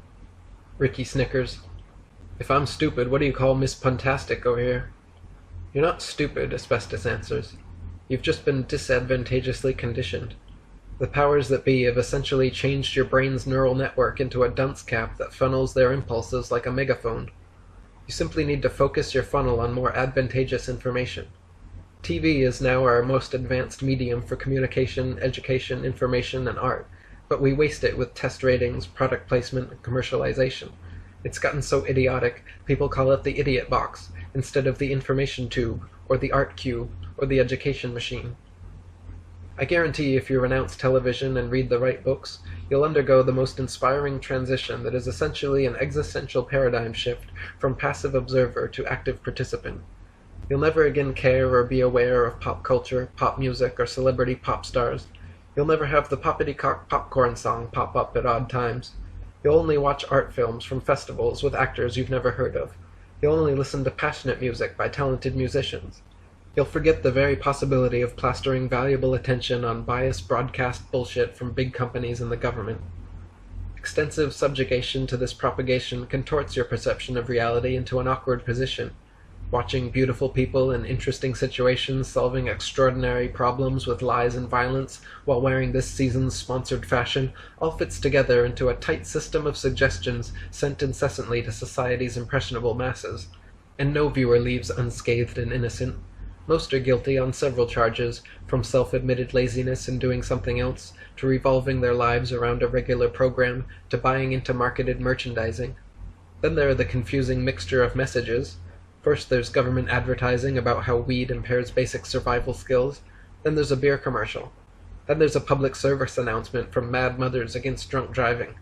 Then an after-school special about addiction and how some addicts get put in prison while others sit at home glued to their favorite addiction, eating sugar, drinking coffee, and smoking cigarettes. Then a commercial for extra super-duper trooper-strength brand-name barbiturates for businessmen and soccer moms. We still stare on, knowing they manipulate our minds and undermine the very way we think. We still work for them, knowing they monopolize markets, then partition us employment at minimum wage. We still buy their products, knowing the profits are pooled into a pyramid of celebrities, sports stars, crooked businessmen, and lying politicians at the peak. I, for one, refuse to be part of the cycle. I don't watch television. I don't work for corporations. I don't buy big business merchandise. I read books, listen to indie music, watch independent films, read independent papers and magazines. What do you mean, independent papers and magazines? News is news, except the tabloids. No news is news, but there's a huge market built on the idea of news. The idea that a daily paper or program can conveniently encapsulate all important happenings around the world for you to enjoy at your leisure, and the idea that that information is true, complete, relevant, and unbiased. It's the daily drama you can't find anywhere else in your life because it doesn't exist. If the news was actually pertinent to your life, it wouldn't be news. You'd know it already. That whole charade you have no say in is just an intellectual soap opera that renews itself daily. Don't get me wrong, there is news that should be known, but if your day feels incomplete without a dose of natural disasters, violent crime, and political intrigue from outside your actual life, your intentionality splits. You think, complain, become opinionated about or afraid of all these issues that have no outlet in your real life. If you truly cared, you wouldn't discuss the state of the nation over coffee. You'd be involved in some vehicle of change, uninterested in the daily gossip we're given. Their conversation continues late into the evening, in front of the TV. As Richard drifts into sleep, the 11 o'clock news plays into his dreams with special guest anchor Asbestos. Headlines: In sports today, a bunch of overpaid idiots banded together and committed their lives to playing games and lowering your standard of entertainment. In finance news, the rich got richer and the poor got poorer. We also bombed another small country to help with their peace efforts and our oil interests. All casualties were civilian, but this should send a strong message to the leader of their military dictatorship, namely, we can kill your people too. In election coverage, two guys you've never heard of are neck and neck in a race we created to divert your attention from the lack of participation you have in your government. Lastly, in local news, something terrible happened to someone near you. Stay tuned for 30 more minutes of death and crime to scare you into submission and keep you consuming. We'll be back with our best guess at the weather and the worst thing you never knew you've always done after this commercial break. Joseph Head. Kindness of Strangers. Asbestos leaves the trailer park and proceeds towards Main Street. He passes a large animal farm, and from out of nowhere is caught in the jovial farmer's enthusiastic embrace. He squeezes the bejesus out of Asbestos and immediately apologizes. I'm sorry. I have an overwhelming impulse to hug everyone I see. Please don't take it personally unless that makes you happy. No problem. Asbestos smiles and continues. Problems. You know, son, problems that can be understood beforehand lose their ability to be problematic. So I always consider the worst in order to weed out potential mishaps before they happen. Asbestos stops. That sounds depressing and pessimistic. It's not pessimism. It's far-sighted optimism. Intentional cogitation on negativity eventually neutralizes its ability to affect you. So simply pondering potential problems like broken trust, loss of love, death, jealousy, guilt, disappointment, and all other negative emotions you're able to vanquish without the anguish of experiencing their gut-wrenching depths. When I was your age, I rode an emotional roller coaster that dragged me up and dropped me down from great heights. Then there was a midlife plateau in my ride, until I realized strong minds change one's emotions, whereas weak minds allow emotions to change their ideologies. If you want to understand yourself and experience clearer, more intense emotions, you have to examine all that is unconscious about your changes in emotional states. By examining your own behavior and refining your reactions, emotions become a playground, not a roller coaster.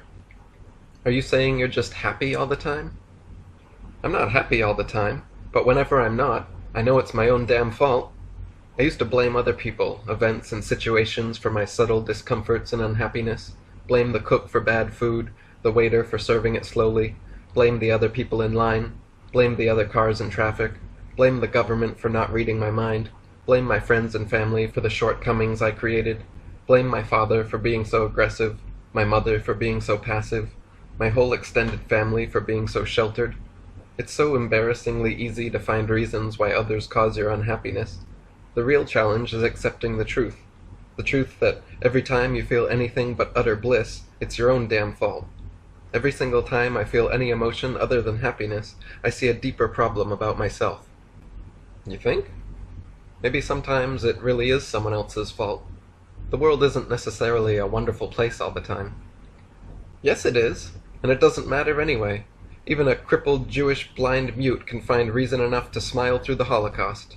There's always someone whose daily plight is far worse than your trivial trifles, someone who dreams of the very life you complain about, and I never forget that. I force myself to think of the hungry, homeless, slaves, and other tortured souls around me and throughout history. Then my problems solve themselves, and I'm even grateful for them. You know one's lot in life by the things they complain about, and I can only laugh at my peers' problems concerning life, love, work, or politics. It all sounds like finicky sniveling and unnecessary negativity surrounding their incredibly fortunate existence. Even the hungry and homeless can be thankful for their lives at every moment, for like all of us, they could never have been born, and one day will be their last. You're right, but it's so easy to forget your good fortune. Don't let yourself forget. Remind yourself of the embarrassing triviality of all your problems every single time you selfishly indulge in some negative emotion. Remind yourself that you co-author the creation of your occurring world as it occurs to you, and that every time you manifest bliss from your being, you transcend the bonds of your emotional baggage. Some people's bliss is so buried beneath preconceptions and expectations that situations appealing to their ideals rarely occur. They have 100 reasons why they can't be happy now. And they'll always have 100 reasons why they can't be happy now. Because instead of surrendering to a state of constant appreciation, they would rather judge every situation and right the wrongs of their 100 reasons. But in reality they are emotional prisoners of their own opinions, and all the justice or justification in the world will never bring prolonged happiness. They reason that their current path will lead to future success. The problem isn't their future ideals, it's that there is no path, and there is no future. The only place to manifest your perfection is in the present, and it's here every moment residing in resounding perfection regardless of your regrets. I agree, but how and why are you to assume all bliss or blisslessness is self-induced? Because all emotion and opinion is self-induced. Opinionless people essentially have free access to all emotions at any time. Haven't you ever met a cyborg? They say all art is emotion, and believe emotion itself is an art. One cyborg author wrote in the book Situational Aesthetics that emotion is the real-time reactive output of preconceived opinions on the human psyche. No person, problem, event, or other predicament causes your emotional reactions. The preconceptions and expectations you bring to every situation cause the roller coaster effect. Minds free of preconceptions and expectations have an eternal emotional playground in the present. Before you said to consider potential problems before they become problematic. Now you're saying preconceptions cause the problems. Which is it? Both of those, or neither. Whatever works for you. The real problem is seeing life's inherent peccadillos as anything but the spice of your existence. Still, sometimes the idea of total presence seems depressing. What about having a positive future outlook and healthy expectations? Don't you ever look forward to anything? The happiest people rarely reminisce or look forward, my boy. They're not sentimental or regretful or vengeful or depressed, because those emotions require unhealthy preoccupation with the past. They also aren't anxious, worried, wishful, or fatalistic about the future. They're realistic about the present and in touch with any change that occurs. You should be present enough not to bother with future prediction, but if you must indulge the compulsion for expectation, then I say expect the worst, because it makes you more comfortable in the face of your fears and shows the futility of all future thought. Everyone's going to be disappointed in life. Your fast food's gonna come slowly. Your best friend's gonna sleep with your wife. Your parents are gonna tell you you're adopted. And then you and everyone you've ever met will die. But there's no need to attach an emotional reaction to these destined disappointments. I say expect disappointment, expect death, and every time you're not disappointed, or live another day, rejoice at the glimpses of unexpected beauty you're shown between disappointments. You're very cynical for an optimist. Yeah, I say the glass is half there. The glass is all there. It's the water that's in question. That's how you see it. No, it's relevant to the metaphor. No, I assure you, we only see half the glass, so it's the water that's irrelevant. A tiny lamb runs up to them. Joseph picks it up, and Asbestos pets it. Walk with me a while I impart a part of me upon you. Here's a one-step process to happiness. Make a game with your brain. Every single time you feel even slightly slighted, how immediately can you forgive? Forgive the object of your unhappiness, the person, place, or thing you think caused your unhappiness. Forgive its nature and your thoughts about it. Then forget. You can always choose to hold a grudge, seek vengeance, repentance, apology, or another form of retribution, but ultimately they all lead to further suffering. Immediate and unconditional forgiveness is the only one tried and true option for inner peace and happiness. How quickly can you forgive annoyance, irresponsibility, negligence, stupidity, your own included? At first, you'll probably find forgiveness irritating, but soon realize that it's your brain's incessant fault-finding that needs true forgiveness.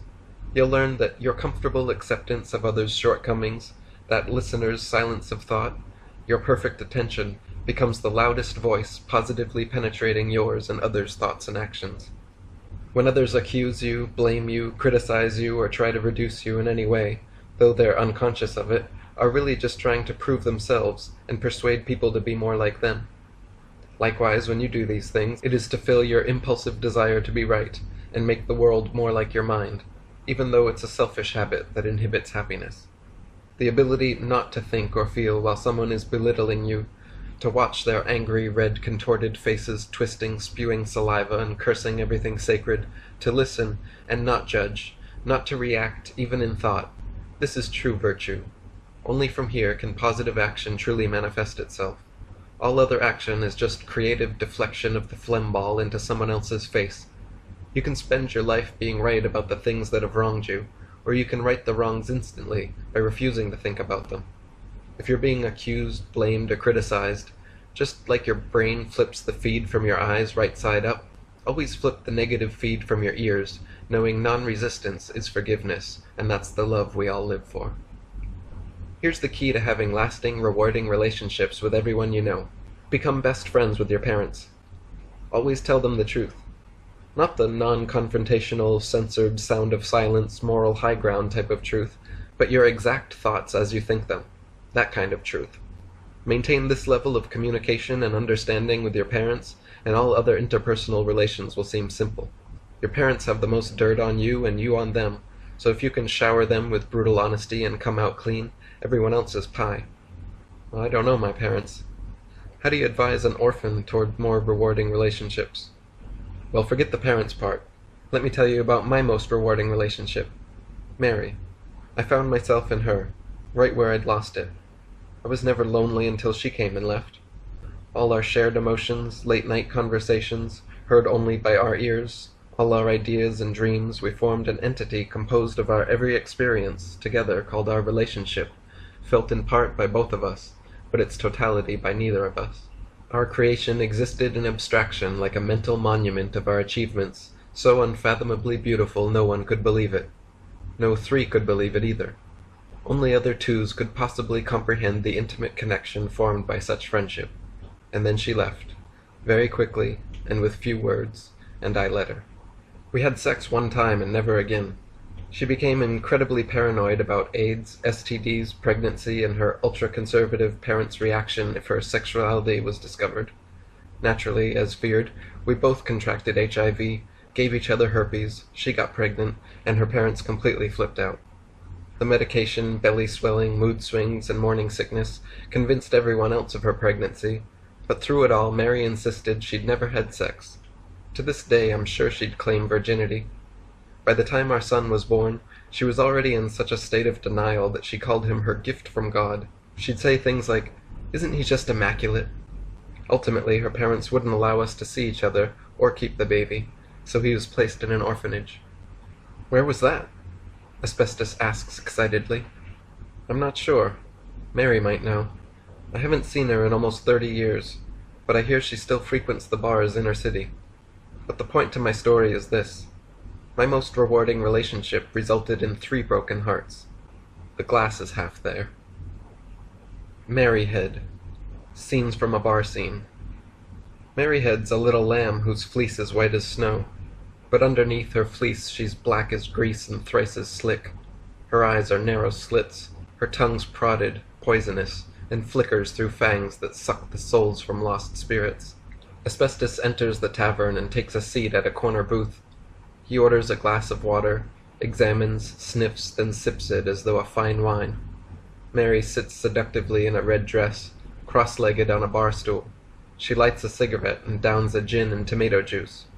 A modestly dressed middle-aged man slides onto the bar stool next to Mary, simultaneously signaling the bartender with an inverse nod. "How you doing?" he asks. "However you're doing now, thanks." "What's your drink?" I don't identify myself with one. "I'm a whiskey man." "Good for you." He flashes the bartender the peace sign. So are you from around here?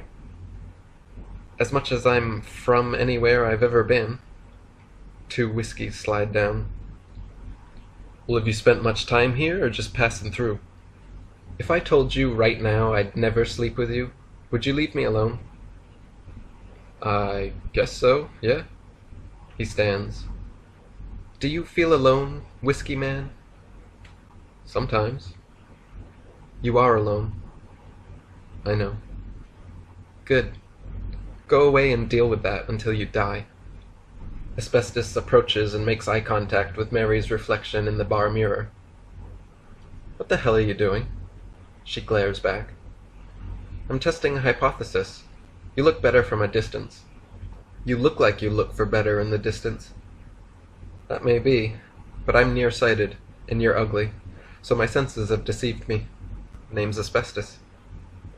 An insulting Cartesian introduction. How quaint. Ah, you know the mind-body problem? Of course. I've been wanting to tell someone. I just proved the slash is superfluous by playing piano with my eyes closed and thinking about something else. No, you proved we have muscle memory. Exactly. Why are you talking to me again? I've noticed shutting down flunkies in bars seems to be your contribution to the greater good. I wanted to see how it felt. I'm no flunky, honey, nor do I concern myself with the greater good. Really? Then with what? The lesser good? My own good. That's quite a few billion more selfish than the greater good. And how do you suggest I benefit these billions? Consideration. The author Bertrand Russell says we ought to pursue the general good, and when this conflicts with self-interest ought to give way. I understand the moral argument, but I can't bring myself to care about the general good as it's an intangible concept, and I am not. Besides, all human experience is subjective and so inherently selfish. Even the most supposedly selfless individual is constantly rewarded the exclusive joy of their own moral goodness. A completely selfless person would then in turn wish this joy upon someone else, but such second-hand happiness is the exclusive right of the completely selfless individual. Then there are no completely selfless actions, but selflessly intended actions benefit at least 2 people, whereas selfish actions benefit at most 1. A developed sense of collective happiness is superior to any individual gain simply because it affects a greater number of people.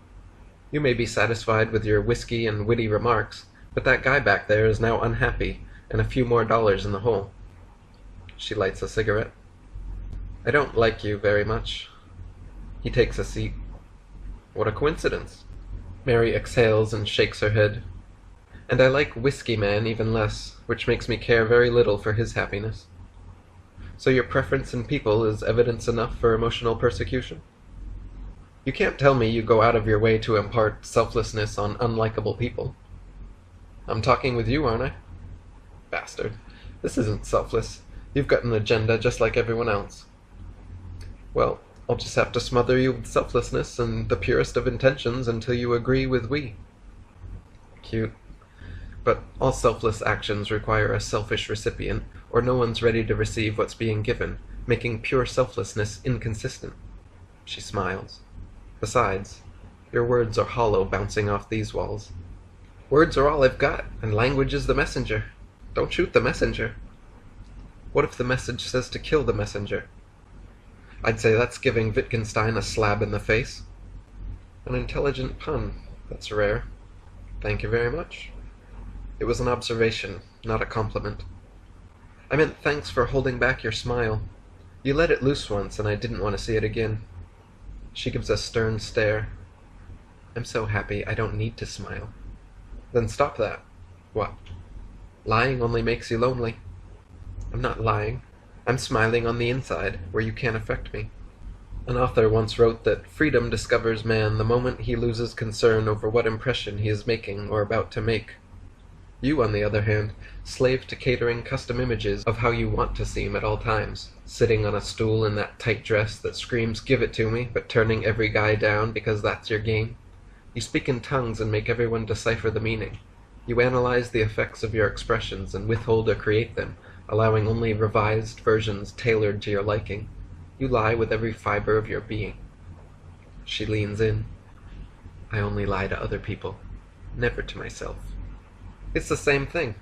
You lie to others and the lies control your life. You have to live the lie for them. You have to continue certain lies for some and other lies for others without crossing wires, and soon you can rarely be your uncensored self. And for what? To hide what you really think? Cowardice.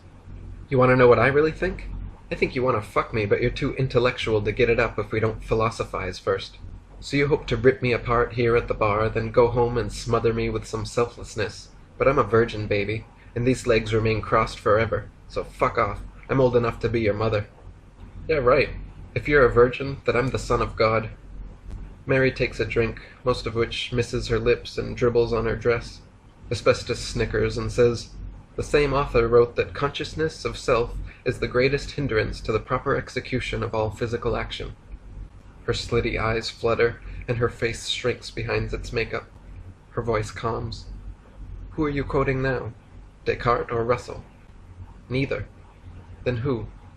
"Bruce Lee." Let me tell you a story. One time, long ago, I did have sex. It was filthy. I became diseased. The man I was seeing planted a parasitic seed in my cervix that fed off my insides until it crawled out my crotch and confronted me. It was a hideous, wailing beast covered in blood, and I'll never forget the doctor's words as he handed it to me. He says to me, "I'm sorry, ma'am. Your baby's dying. Feeding him plant and animal life will prolong the process, but ultimately his organs will fail, his breath will cease, and his cell structures will break down to the point that he will be unrecognizable as your son or ever being human at all." I fight back tears. "Not all is lost, though, ma'am. Even though his matter will change form and disperse, he will continue his physical existence by bonding his atoms to everything around him. More importantly, he will leave a psychic imprint on all animals and intelligence he comes in contact with. He will create beautiful artifacts, moments, and relationships, share experiences and ideas that will ripple the psychic evolution of humanity and greatly modify the emotions and thought patterns of all those around him and those around them for generations thereafter. He will encounter, refine, and pass on knowledge which will be remembered and continue being passed on through others' language and actions. His very breath will provide food, employment, and entertainment for thousands of carbon-synthesizing plants. Unfortunately, he will have to kill and eat the life of hundreds of thousands of these plants and animals to stay alive. But I estimate he could live like this for up to 100 years. I cry out, he'll live as a parasite upon the earth. And he says, if it's any comfort, there are animals that eat plants, plants that eat animals, and animals that eat animals. There are animals that turn into plants, plants that turn into animals, and things that are simultaneously plants and animals. It's simply his responsibility to give back to existence more than he takes from it. Continued adherence to this inherent responsibility will ensure his relation to the earth is beneficial and symbiotic, not parasitic. If he has responsibilities, then it follows that he has free will, right, Doctor? Your son's head of a cell society. Trillions of completely independent, minuscule units of life have banded together and formed a community you call your son. They make a central nervous system attached to a brain, so all sensation seems singular and is given to him to figure out. He'll likely think of himself as an unchanging individual rather than a constantly changing society. He'll perceive the introduction and cessation of certain manifestations of nature and assume these forms come into life and pass on to death. I'm afraid he'll deny that life is eternal, because he is temporal. Doctor, the utter depression he'll feel by thinking that way. So his will is determined. He'll never be able to know one way or the other. From vacuum fluctuations in Andromeda to his decision between boxers and briefs, the moment-to-moment actualization of reality is based on each previous moment's accruement of the entire universe's stream of complex probabilities. This stream is so contingent and necessarily incessant that it cannot be stopped even hypothetically without changing variables. Therefore, on a large enough scale, he's a dancer choreographed beyond his capacity to comprehend. But on a scale meaningful to him, he'll always have the free will to flip a coin with any action, opinion, or decision. I thought maybe there would be hope for this thing. Maybe I could help it have a meaningful existence. What's more, maybe what I'd been searching for my whole life was to be found in its eyes. And just then, it was taken from me, never to be seen again. My son was ripped from my arms, and you want to fault me for living a lie? I apologize. What of your husband in all this? She stares at the wall like it spit on her. not worth mentioning. His happiness makes me sick. He smiles through vicissitudes and seems slightly out of place in every situation, like he's risen above the horrid monotony of it all. Well, if you can put up with his happiness, he wanted me to tell you to meet him at the old library this Sunday. Before Mary can even respond, Asbestos has left. Mary downs another drink. She swivels her stool, then slurs her speech onto the guy next to her. Have you done anything completely selfless today? I don't know, I guess not. Good. Buy me a drink, then go away and bask in a new possibility. Asbestos breathes in the crisp evening air and follows his ears to a live music venue down the street. Machine Head. Free will junkies. Machine Head is cyborg. Cyborg are collective and simultaneously subjective beings, identical to humans in every way except for their brains, which are in constant data transfer with both one another and a computer-generated mother brain.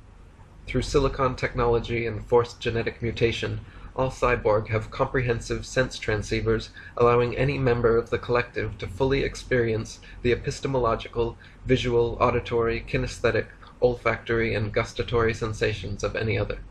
All information is instantaneously sent to each other in the mother brain, an outside server that stores their every experience, even after the death of their bodies.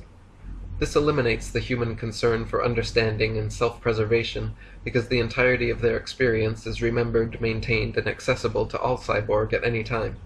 As a result, most cyborg live alone and haven't the slightest desire to procreate. Survival, love, and understanding are all secondary to what they describe as the intensification and appreciation of the now. They are inherently emotionless and opinionless by human standards, because of their complete disidentification with self and thought. Feeling and bias are only expressed in the interest of aesthetics, as they consider these things to be high art happening in real time. Overall, their behavior closely parallels humans, except for a couple quirks like these and that cyborgs are all artists of one kind or another. Machine Head is lead singer in a hardcore heavy metal band. Tonight's show is already underway as Asbestos enters the building. At first, every song sounds the same and hurts Asbestos' ears until he grows accustomed. Then he begins to hear the subtleties of Machine's heavy metal music. The melody changes before it's established, the tempo shifts without warning, and there seem to be no verses, bridges, or choruses, just a constant increasing and diminishing of intensity. A psychedelic, trance-like keyboard variation plays over a building drum and bass line. Machine Head creaks a foreboding whisper into a deep growl as distorted guitars explode behind his voice, projecting the most powerful culmination of artistic aggression, crunching coarse dissonance and utter incoherence that somehow stays together through lightning-speed leads and subsonic stomp riffs that are not so much played as pulsed into the pit, mashing the moshers' heads banging. Asbestos cannot understand the words Machine is screaming, but the sounds he's achieving, from throaty growls to spine-numbing screeches, are clearly uncharted and strangely beautiful vocal territory. As he leaves the stage, Machine Head yells these last words like a secret message to hardcore fans. Between the buried and me, as I lay dying, on broken wings, in this cradle of filth, I see a dark day dawning, from a second-story window. It's blood for most precious blood, and blood has been shed. It's bleeding through. We must converge, unearth biohazards and napalm death, rage against the machine in this system of a down, run Dillinger's escape plan out the fear factory, and leave it in flames, like taking Candiria from a baby. Good night. Asbestos sneaks backstage and meets Machine Head in the doorway to his dressing room. Those sounds were inhuman. Machine smiles. You're right. Those sounds were cyborg. I can scream too low for a pigeon to hear and too high for a bat. I can taste any food I want without having to eat it. I can read you every book ever written word for word, sing every song, speak every language, close my eyes and view any film, visit any place any cyborg's ever gone, and live the entire experience of their lives in real time, rewind, fast forward, or slow-mo. Wow. I've just begun hearing about cyborg. In fact, I was wondering specifically if information is uploaded directly into your brain and not yet necessarily experienced firsthand. How do you know things? How are you aware of new knowledge coming from others in the mother brain? Memory. The same way you know things. By your definition, the only thing one can know they know is whatever information they are currently accessing. My memory is associative like yours, and so usually sparked through perception, often in the form of conversation, like this. While talking with you, I may quote a book I've never experienced reading before, but the information is there in my memory nonetheless. I see. I'd really like to hear your opinion on a few things. I've never had an opinion in my life. That's right, I heard about that. Isn't that terrible? Is it a side effect of being a cyborg? No, and it's not terrible at all. Your negative opinion of having no opinions proves why. You have never experienced pure opinionlessness, so your opinion of it is based on ignorance. And so are most opinions merely a lack of information or appreciation. In my world of constant information, if I were to constantly weigh the pros and cons of this and that, I'd find myself changing opinions before they formed. But it's natural to lean at least a little toward one side of any dichotomy. Do as you please, but I prefer a straight walk down the middle. Opinions, like blankets, people drape over all given instances of controversial issues, but reality is less cut and dry than opinion land, with unseen variables, contradictory emotions, and other factors, rendering impossible the validity of any opinion blanket. Human children are cradled in them early on, and grow so sentimental they'll never throw them away, no matter how old, worn, or smelly. They claim the blankets are comfortable, or remind them of home, but underneath them all are freezing cold, naked bodies, scared to give up their easy way to stay warm and unaffected. You have a pretty solid opinion on having no opinions for someone who's opinionless. Anything I say is bias, because I've chosen to say it, but it's not an opinion, because I'll take it all back and reassess what I express, if given just cause. By opinions, I mean generalized conclusions that don't budge and allow no exceptions. All lies rise from opinions. Cyborg have no reason to lie, because we can read each other's minds, but humans find many reasons to bend the truth in their favor. All lies avoid larger disagreements. All large disagreements occur between overly opinionated people unacceptant of others' actions and ideas. One party presents their opinion, creating a mental barricade, built to keep identity in and adversity out. Then the second party must either tactfully break down the barricade or lie around it. Most humans choose the latter because they're lazy cowards that care more about surface harmony and superficial comfort than truth. It happens all the time in human relationships.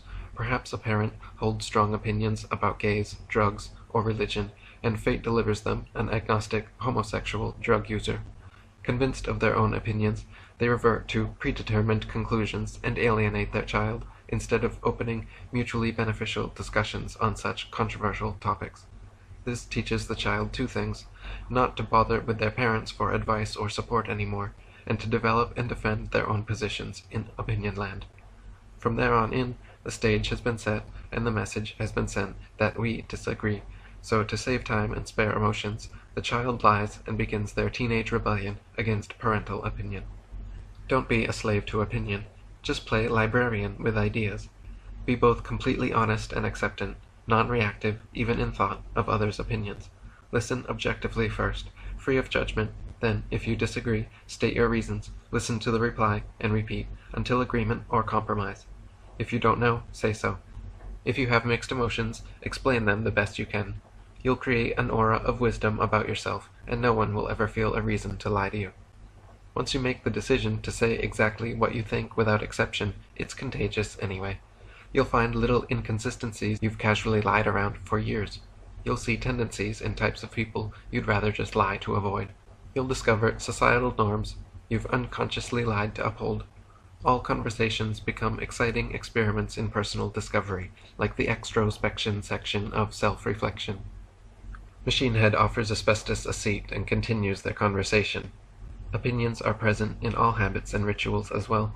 Humans must beware their own prejudices in people, activities, and ideas, because they limit one's worldview into a kind of self-determinism. If left to his own devices, man cannot truly escape the habits, preferences, and cursed subjectivity of his own mind. He will create a world around himself that almost perfectly coincides with his conscious actions and expectations, to the point it becomes meaningless to get what he wants. Humans aren't creatures of habit, they're creatures of change, addicted to habit.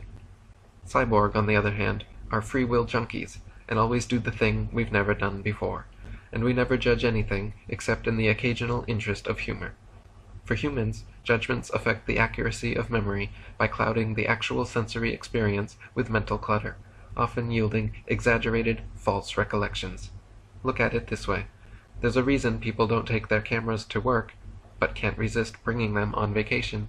Actually, there are a couple reasons. They want to forget work and remember vacations, and their eyes are open to beauty in Honolulu, but not in the office. I've lived in Honolulu and other idealized paradises, and can safely say, you'll only find what you're looking for, and everyone stops looking for what's in front of them once it's been there long enough. Ocean sunsets through the glass bottom of your beer bottle become as routine as breathing, and their beauty easily forgotten. The reality of any fantasy lifestyle doesn't end the longing, just leads to the same old you with new, more petty wants. I possess human rationale and have equal ability to sort through data and infer judgments, but I don't experience life alongside a constant internal voice like you do. I see so many walking around with eyes rolled back in their heads, unable to control their concentration, unable to experience pure awareness. I feel bad for humans. They miss out on so much beauty in life because they never stop thinking. Without the ability to forget the monotony of perception, only extraordinary, original moments seem beautiful or interesting. Humans have to travel the world for original perceptions. I only have to shut off my memory or access another cyborg's experience. But human habituation is easy to counteract. Just always opt for the most freedom within your circumstances. Go to a new restaurant, or sit somewhere new at the old restaurant, or eat something different at the same table. Whatever it takes to ensure your life maintains constant change in the name of spontaneity. Whatever it takes so your life doesn't revolve and cycle circles around schedules and predicted events. Living with intentionality towards originality and creating truly different moments becomes more interesting than habits are comfortable. Asbestos crosses his arms across his crossed legs and rests his chin on his knees. So, no opinions then? What about favorites? Do you have a favorite philosopher, poet, artist, musician? Whoever is writing, painting, or composing right now. We are all products of a constantly evolving creative impulse, and for me, the most interesting and beautiful creations are the most current, because they express the present time we exist in, and the present manner of thought which we can best identify with. They have cyborgs in think tanks right now, writing original philosophy based on all recorded thought to date. Others composing music so intricate it contains layered polyphonics too complex for humans to hear. It is innovative and insightful, but the process is still causal and mechanical. All supposedly creative thought is still just the natural progression of mental complexity. Even Shakespeare and Mozart are stepping stones. Are there any disadvantages to being cyborg? What else could you want? Plenty. I've never had a private experience in my life. I live knowing from birth until long after my death, moments of my life will be accessed and lived by many others. Since each cyborg's entire perceptual experience is available to any other at any time, it's like a showcase of experiential possibilities. Mother Brain indexes and keeps a counter, so we know the most relived highlights of our lives. You know, of all the incredible moments I've had, sex with the prom queen is my most relived. Can you relive your own moments? Yes. How many times have you relived the prom queen? That's beside the point. The point is, my most intimate moments are on display for all, forever, and I'm guilty too. When I meet another cyborg, I immediately rewind their life and check it out. Some good experiences are great because they can be relived, but some experiences and relationships are ruined because of it. All cyborg know when I'm taking a shit or jerking it. They know I've got a small dick, finish quick, and used to get the shit kicked out of me. They know all my most embarrassing and incriminating moments. They know every evil I've ever thought and every sin I've ever committed. And all this collective comfort I'm supposed to derive from cyborg's complete understanding is far outweighed by a desire for the true subjectivity of human experience. So what do I want? The opposite of you. I want to be alone and misunderstood. The cyborg community has mostly dispersed. I've distanced myself and mostly spent my time alone or with humans now. I don't know what you're thinking right now. That's completely interesting for me. Every question you ask or statement you humans make is inherently more interesting to me. I know what all cyborgs are thinking at all times. When we're together, most conversation is telepathic. Language is only used as an occasional emphasis, like an exclamation point on the things we're thinking. To be in the presence of people I can so closely identify with but never fully understand, I feel there's more meaning in those kind of relationships. It seems paradoxical, but many cyborg authors have written about it. Asbestos stands and places a hand on Machine's shoulder.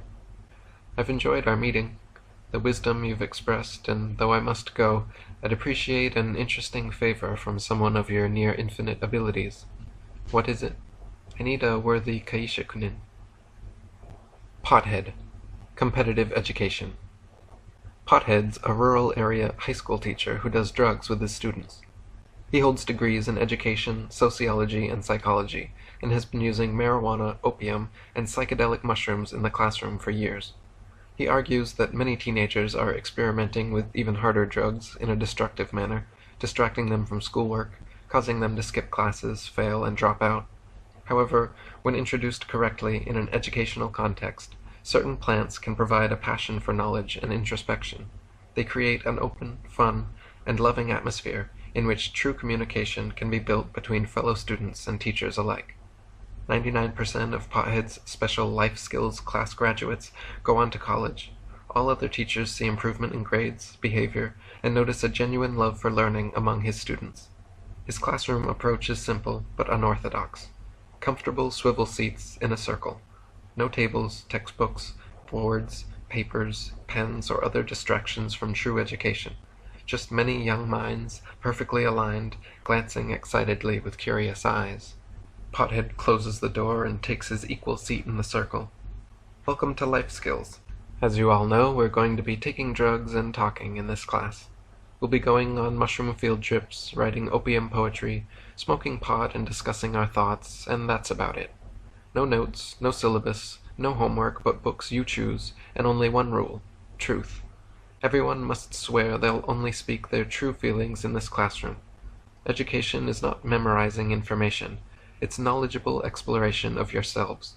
What I want to teach you here is the truth about yourselves, so if you lie to each other or me, it disadvantages us all.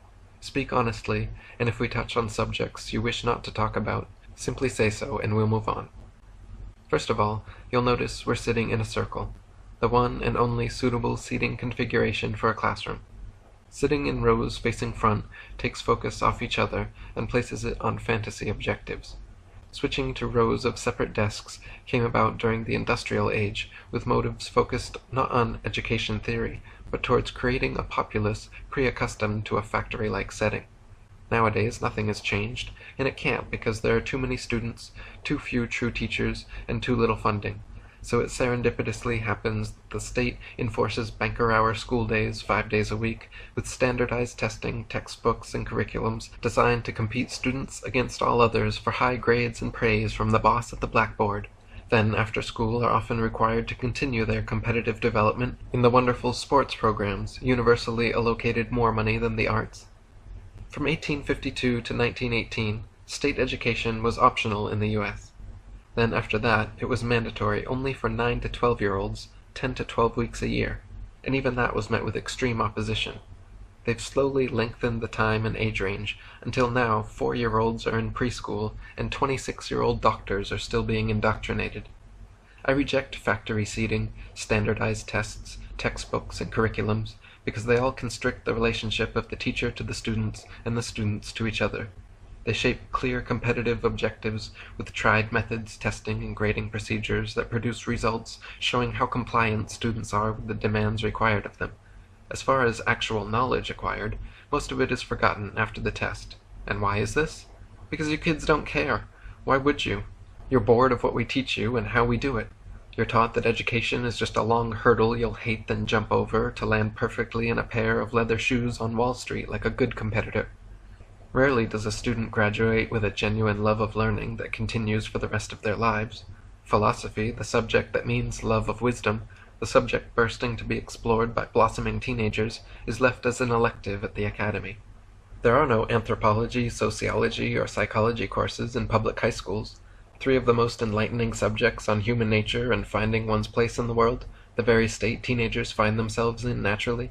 Such fundamental subjects are again postponed until college in favor of asinine edification like trigonometry and geography.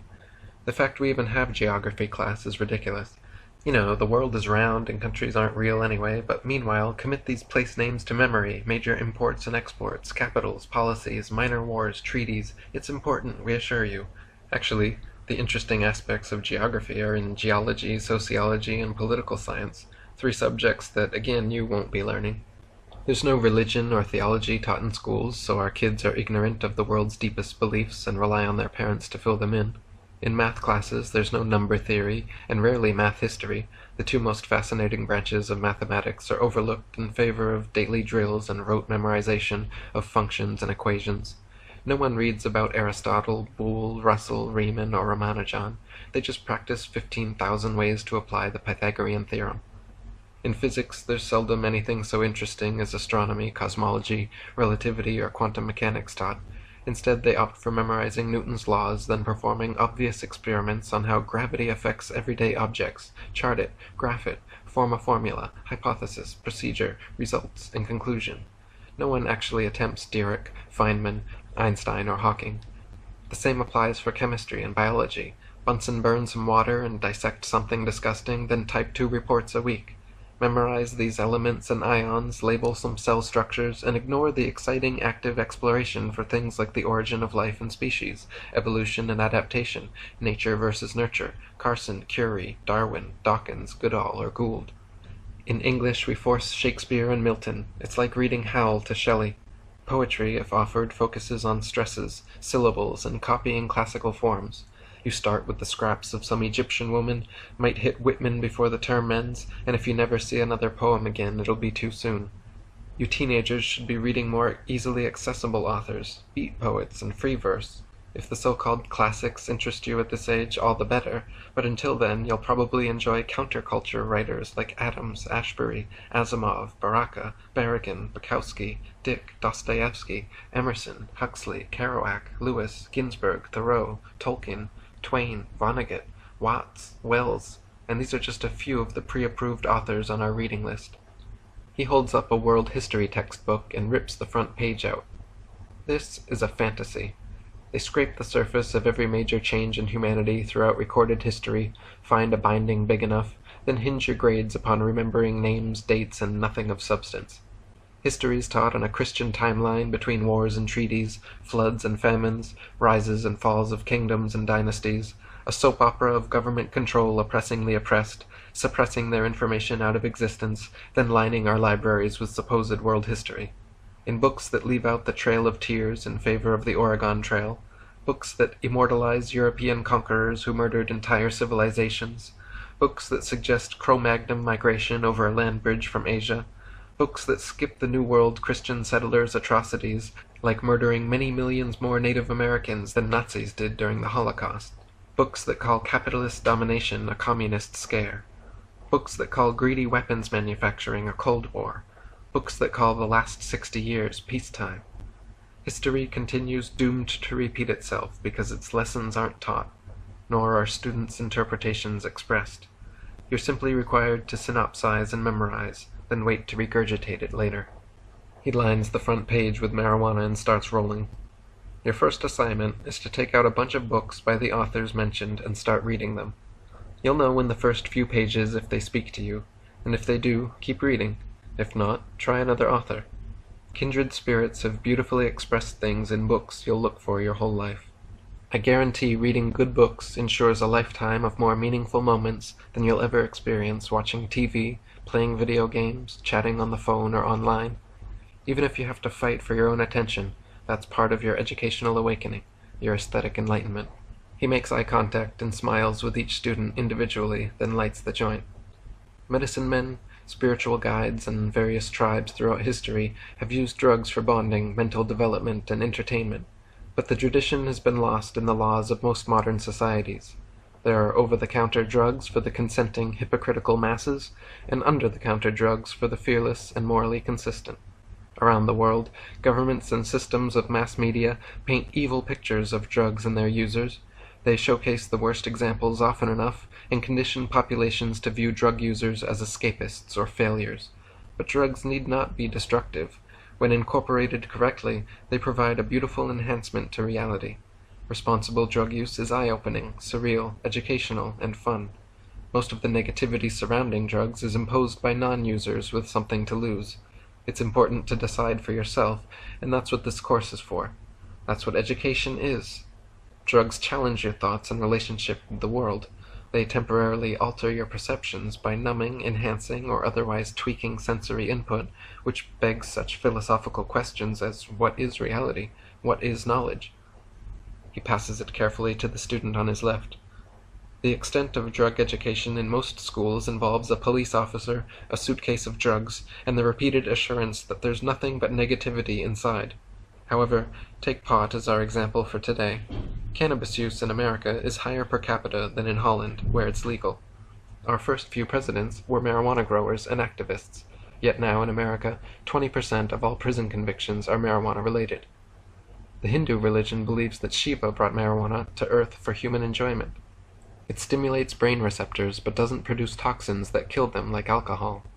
It impairs your short-term memory during use, but has no long-term effects. No brain damage, no cardiovascular damage, no reproductive damage, no hormone alteration, and it even has hundreds of medicinal uses. It helps labor pain, headache, anxiety, glaucoma, insomnia, nausea, vomiting, chemo recovery, AIDS, multiple sclerosis, and epilepsy. The oil from seeds is nutritious when eaten, or can be used for making paints and canvas. Hemp yields twice the product of cotton fields, can be grown without pesticides or insecticides, and its clothing is more durable and environmentally friendly than cotton, nylon, or synthetic fibers. 2x4s made from 100% pot planks are 2 to 3 times stronger than most trees. All plastics could be replaced by hemp. Bags, wrappers, containers could all be edible, fully biodegradable, and act as fertilizer if littered. Gasoline could even be replaced by refining its ethanol. Since discovered over 5,000 years ago, paper has been made with pot plant pulp. Even the first Gutenberg and King James Bibles were printed on hemp paper. Hemp fields are sustainable and yield 4 times more product per acre than trees.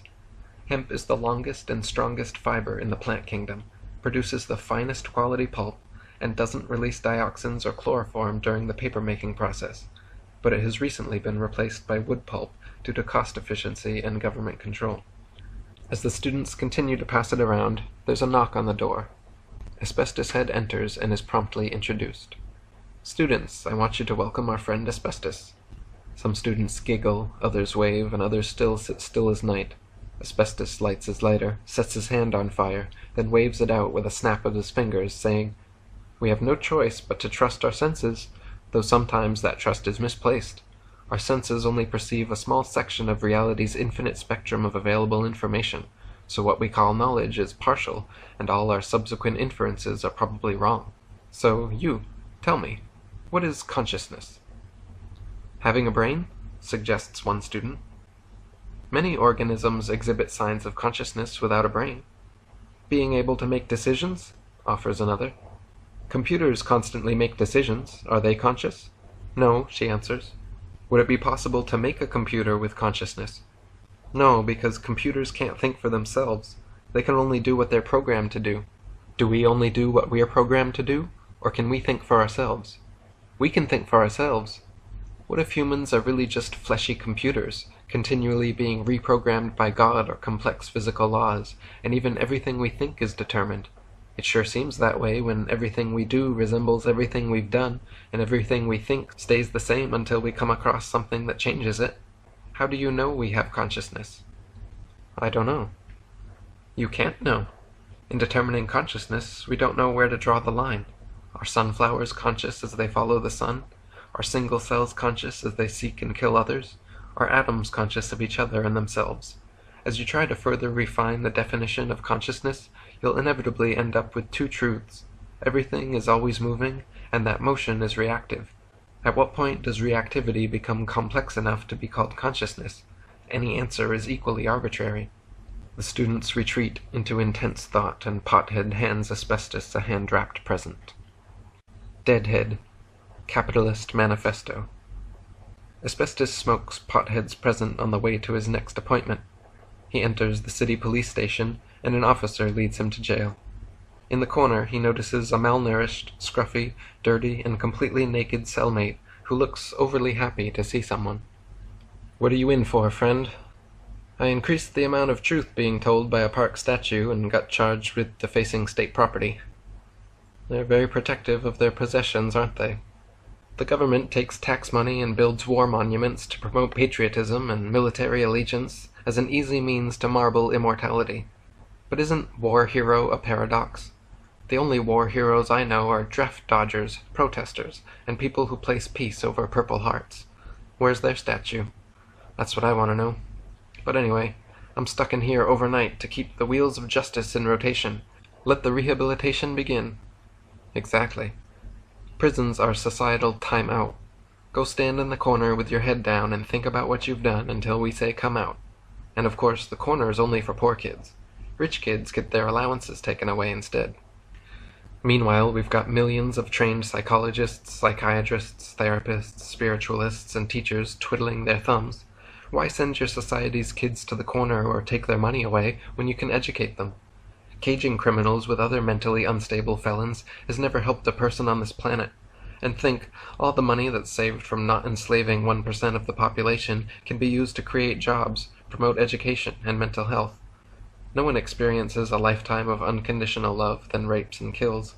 These are expressions of misguided emotion, as is the revenge taken against them. I forgive everyone everything. For many people, justice is equality, an eye for an eye. But increasingly, humanity is realizing that there is no justice in retributive punishment. True justice is positive change. An eye for an eye means committing the same act you're condemning, while calling it the solution. It may sound rational to our government, but it sounds like insanity to me. I agree. The author Martin Luther King Jr. wrote, "The old law of an eye for an eye leaves everybody blind. It is immoral because it seeks to humiliate the opponent rather than win his understanding. It seeks to annihilate rather than to convert." And Gandhi said, "There is no justice in retributive punishment, only hypocrisy and the continuance of evil." For the decidedly immoral act of murder, the accused is then murdered. Such a paradox cannot uphold any theory of justice. Yeah, and just think, if everyone were served their due punishment, 6 million Nazis and neo-fascists would get the gas chamber, everyone near the Gaza Strip would commit religious suicide, all Christians in the New World would be beheaded by Native Americans, then all remaining whites would be enslaved and oppressed for generations by black plantation owners until about 30 countries simultaneously bombed the rest. Then all remaining women around the world would kill all remaining men for millennia of injustice, and soon our equality would be left for the ants. If only this town had a square and we had a soapbox, we'd solve all these problems. They exchange smiles. So why are you here? Because I'm a simple man that doesn't want to build a big shelter or house a family. Because I just want to move with the wind on my whims until I get swept away forever. But the current notions of public and private property, our ancestors' manifested destiny, has left me few options. Public is patrolled and private property owners hate squatters, so I never last long anywhere. I can't hunt or fish without a paid permit. I can't even pick the fruit, vegetables, and berries that I plant myself. I can't not wear clothes. I can't urinate or defecate except in designated receptacles. I can't even build fires or temporary shelters to keep warm. Basically, all my necessities except breathing are well policed, and that's why I'm here. Because I don't believe in clothes or money or ownership or property or most things modern man's decided are sane. If I want to build a shelter, I have to find money to buy the land around it, then continue to pay taxes my whole life. Should I not purchase the land or refuse to pay tax, my shelter, my property, and myself are seized. Should I try to rent from another man, they either demand money or slavery of some sort while maintaining control of the land and the laws that protect his ownership. Thus it is no longer legal to live nomadically, nor to venture off and build a shelter with my own hands and the materials Mother Earth provides. So every time they let me out, I live off the land until policemen come back, stuff me in their cars, and put me behind bars. Nobody cares, not even me. That's the problem. I'm a naked nothing that people label and stow away where I can't affect the hypocrisy of their comfortable compliance. And meanwhile, life's pretty easy on me in here. They feed me. I've got a bed and a roof. But when I'm here for too long, I miss it out there. Because it's so beautiful, isn't it? Asbestos agrees and asks, "What do you do exactly when you're not in here?" They interviewed me for a magazine once and called me a radical environmentalist. I like that. They said I'm like Johnny Appleseed without the prejudice. I plant trees, flowers, weeds, berries, fruits, vegetables, wherever there's dirt. Private, public property, I don't care. My mission is to overrun roadsides with roots until pavement all over the country crumbles, cars become useless, and all that's left is sustainable mass transportation in harmony with nature. Nothing but boats, planes, trains, and monorails. Can you imagine the beauty of cities without streets or cars? Imagine New York City with roads made of grass. Instead of huge cities containing little parks, they'll feel like huge parks containing little buildings and people. Every walk to work or the train station will be a stroll through the park. Architecture is art. Roads aren't. They represent laziness and selfish indulgence, ease of transport at the expense of nature. The way I see it, we can travel anywhere now, but there's no road leading anywhere without roads. I long for a world with no exhaust, no horns, no traffic lights, street signs or road names, no car accidents, no gas stations, no bus stops, no parking lots, no garages, no greasy mechanics or salesmen, dealerships or advertisements, no car payments, insurance, registration, reparations, lube jobs, fill-ups or top-offs, no highways, no truck stops or drivers, no more bums or hitchhikers, only nomads and drifters like me. That's my domestic American dream. My American dream abroad is to practice the freedom we preach by allowing everyone everywhere to do anything they want free from our persecution. America's like a heavyweight freedom fighter that's forgotten he can't win without peace. The Department of Defense has been on the offensive since we changed the name. During the last 60 years of supposed peacetime, America has bombed over 8 million people to their deaths. Our foreign policy supersedes diplomacy and force-feeds compliance. Capitalism and pseudo-democratic policy under America's own super-pseudo-mother democracy. Then, alongside the government, the military makes way for bases, corporations clear the path for capitalism, and ultimate profits always trace back to mother. America is an aristocracy of plutocrats promoting autocracy via democracy. But voting's a joke and everyone knows it. The nepotism and corruption is out of control. The Bill of Rights has been bullet-holed with strategic legalities. The president is the commander-in-chief of the military, though some call this fascist dictatorship. Less than 1% of the population owns over 20% of the wealth. The government maintains eminent domain over all property. There are natural plants that if grown will land you behind bars for decades. They've created situations in which inaction is illegal. As the balance of wealth and power continues its logical progression into oligarchy, we can see ever more clearly that the current state of capitalism is destroying democracy because beneath their undeniable benefits, one promotes equality and the other class exploitation. If there exists a wealthy elite, there exists a class with the means to control both the political and economic functions of society. The problem isn't necessarily that this class exists, but that through the current system, members of this class must engage in immoral selfishness to achieve and maintain such power. The problem with politics are the politicians. They're not a varied selection of the population. They're not the voice of the people. Republicans, Democrats. They're a very small selection of like-minded individuals, back to back, staring at similar futures. All important political decisions should be decided by panels of poor people, farmers, philosophers, environmentalists, sociologists, poets, businessmen, white-collar workers, blue-collar workers, historians, anthropologists, priests, and everyone else who wants to participate. In this worldwide web of instant information, politics should be a hobby for conscientious citizens, not an occupation for power-hungry money-grubbers. In its current state, our democratic capitalism empowers liars, cheaters, and stealers alike. Selfish, business-minded, bottom-dollar, bizarro Robin Hoods bent on squeezing out a little more benefit from others at less cost to them. Millions of poor struggle to stay alive and provide, while the rich have plenty of free time to find ways of taking even more money through advertising, institutionalizing, forcing insurance, reasons for registering or renewing this or that possession, regulating, licensing, fining, taxing, etc., etc.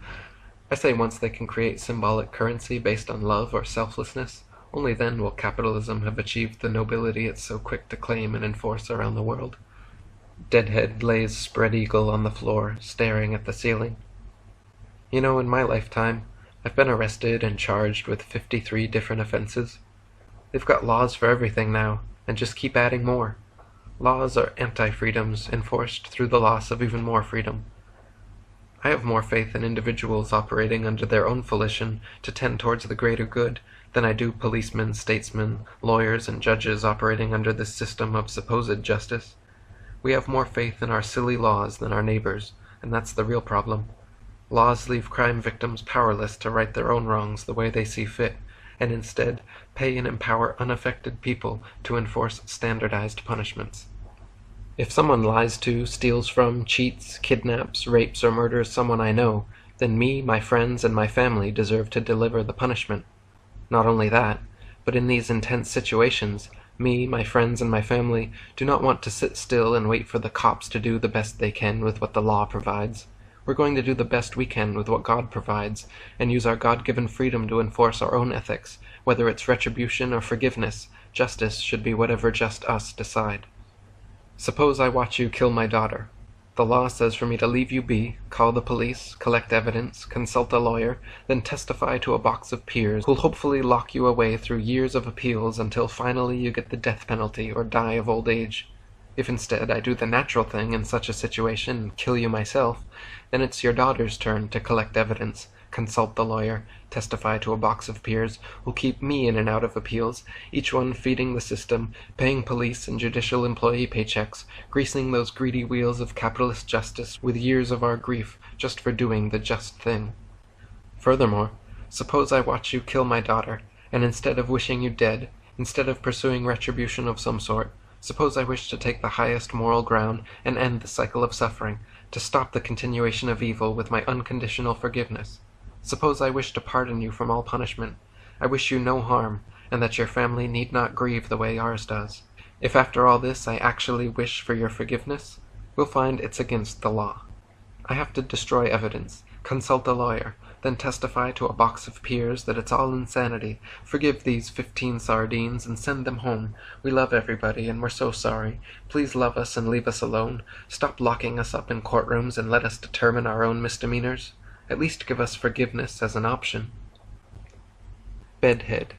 Paradise found. Asbestos is released from jail in the morning. After a meal of fresh-baked bread and squeezed grape juice from his favorite restaurant, he heads towards his friend Bedhead's House of Dreams gallery. The large country-style cabin contains 3 courtyards and almost a mile of winding corridors stretching the maze-like exterior in and around the surrounding forest. Due to the nature of the exhibits, it's under constant construction, but still maintains a completed appearance with each addition. Bed and his wife Vanessa Head are known in these parts as Onironaut artists, explorers of the dream world, manifesting fantasies into reality through their multimedia art gallery experiences. Having become dissatisfied with the lack of immersion achieved by standard singular mediums, they fully design and build each room in their gallery to be a macro medium in itself, providing thematic backdrops for dynamic compositions consisting of everything from painting and furniture making to computer animation. All their ideas come from dreams, and their art from a passion to experience them in waking life. They begin by drafting blueprints of the rooms Bed builds in accordance with appropriate acoustics, spacing, and lighting for the exhibit. Then Vanessa usually floors, paints, stencils, wallpapers, or however readies the rooms for their intended atmosphere. They're filled with her furniture, rugs, paintings, sculptures, and other still-life displays handmade for the exhibit. Speaker systems are installed to play anything from white noise to original theme music written and performed by Vanessa. Some exhibits include flat screens with looped video art, animation, or cinematics. Then all exhibits include short stories and poetry written for the rooms by Bedhead. The latest is a spacious bedroom with giant picture windows behind which concave plasma screens stream video of an apocalyptic 7th-story city view. The only sounds are muffled screams and distant roars of fire. She models it after a dream of Bedhead's, which she has just finished turning into a short story for display on the nightstand. Asbestos follows a stone pathway past an elaborate, well-tended Japanese rock garden. An arched bridge takes him over the wavy sand dunes and leaves him at Bedhead's back door. An indescribably shaped and textured sculpture stands on the patio covered in engraved calligraphy, reading, "Art imitates life as the expression and preservation of aesthetic ideals, and life imitates art as the interpretation and actualization of those ideals in an infinite chain of creative symmetry bouncing back and forth between reality and ideology. A developed aesthetic sense appreciates the necessary dichotomies of life and art, beauty and ugliness, then, through that paradigm, redefines beauty to encapsulate everything." Vanessa opens the door and invites Asbestos inside. They exchange pleasantries and Asbestos inquires about Bed. "So how is he, anyway?" "He's been acting unusual lately." "How so?" "Last week we were arguing over the definition of homophily, and when his wasn't in the dictionary he bent it backwards and snapped its spine, screaming, 'Dictionaries are nothing but annotated thesauruses,' and he's been speaking in analogies ever since." "I see." "He insists that language is nothing but a matrix of complex, self-referential associations, so analogies are the truest expressions as they intrinsically acknowledge their limitation. He's completely stopped writing. In fact, he's trying to stop thinking in language altogether." "Any luck?" "He hasn't said." "So what is the definition of homophily?" "It's similarity through common ancestry, but it can also express the tendency for objects in close proximity to assume the characteristics of one another." "Why was he so upset about a definition?" "He thought that concept was so beautiful and needed people to know the second definition to understand his dream. Anyway, he's through there to the left if you can get him to say anything." Bedhead sits reactionless, slouched in a red leather recliner, staring out doorway-sized windows. Asbestos approaches, then sits Indian-style in front of him and says, "I understand you're experimenting with the possibilities of non-lingual thought, but do you think you could humor me with some of the limited linguistic associations I'm more accustomed to for a while?" Bedhead smiles but still says nothing. Asbestos quotes an analogy he remembers written by a saint. Noam Chomsky says propaganda is to democracy as violence is to dictatorship. What do you think of that? Bedhead's smile widens, then opens and unloads.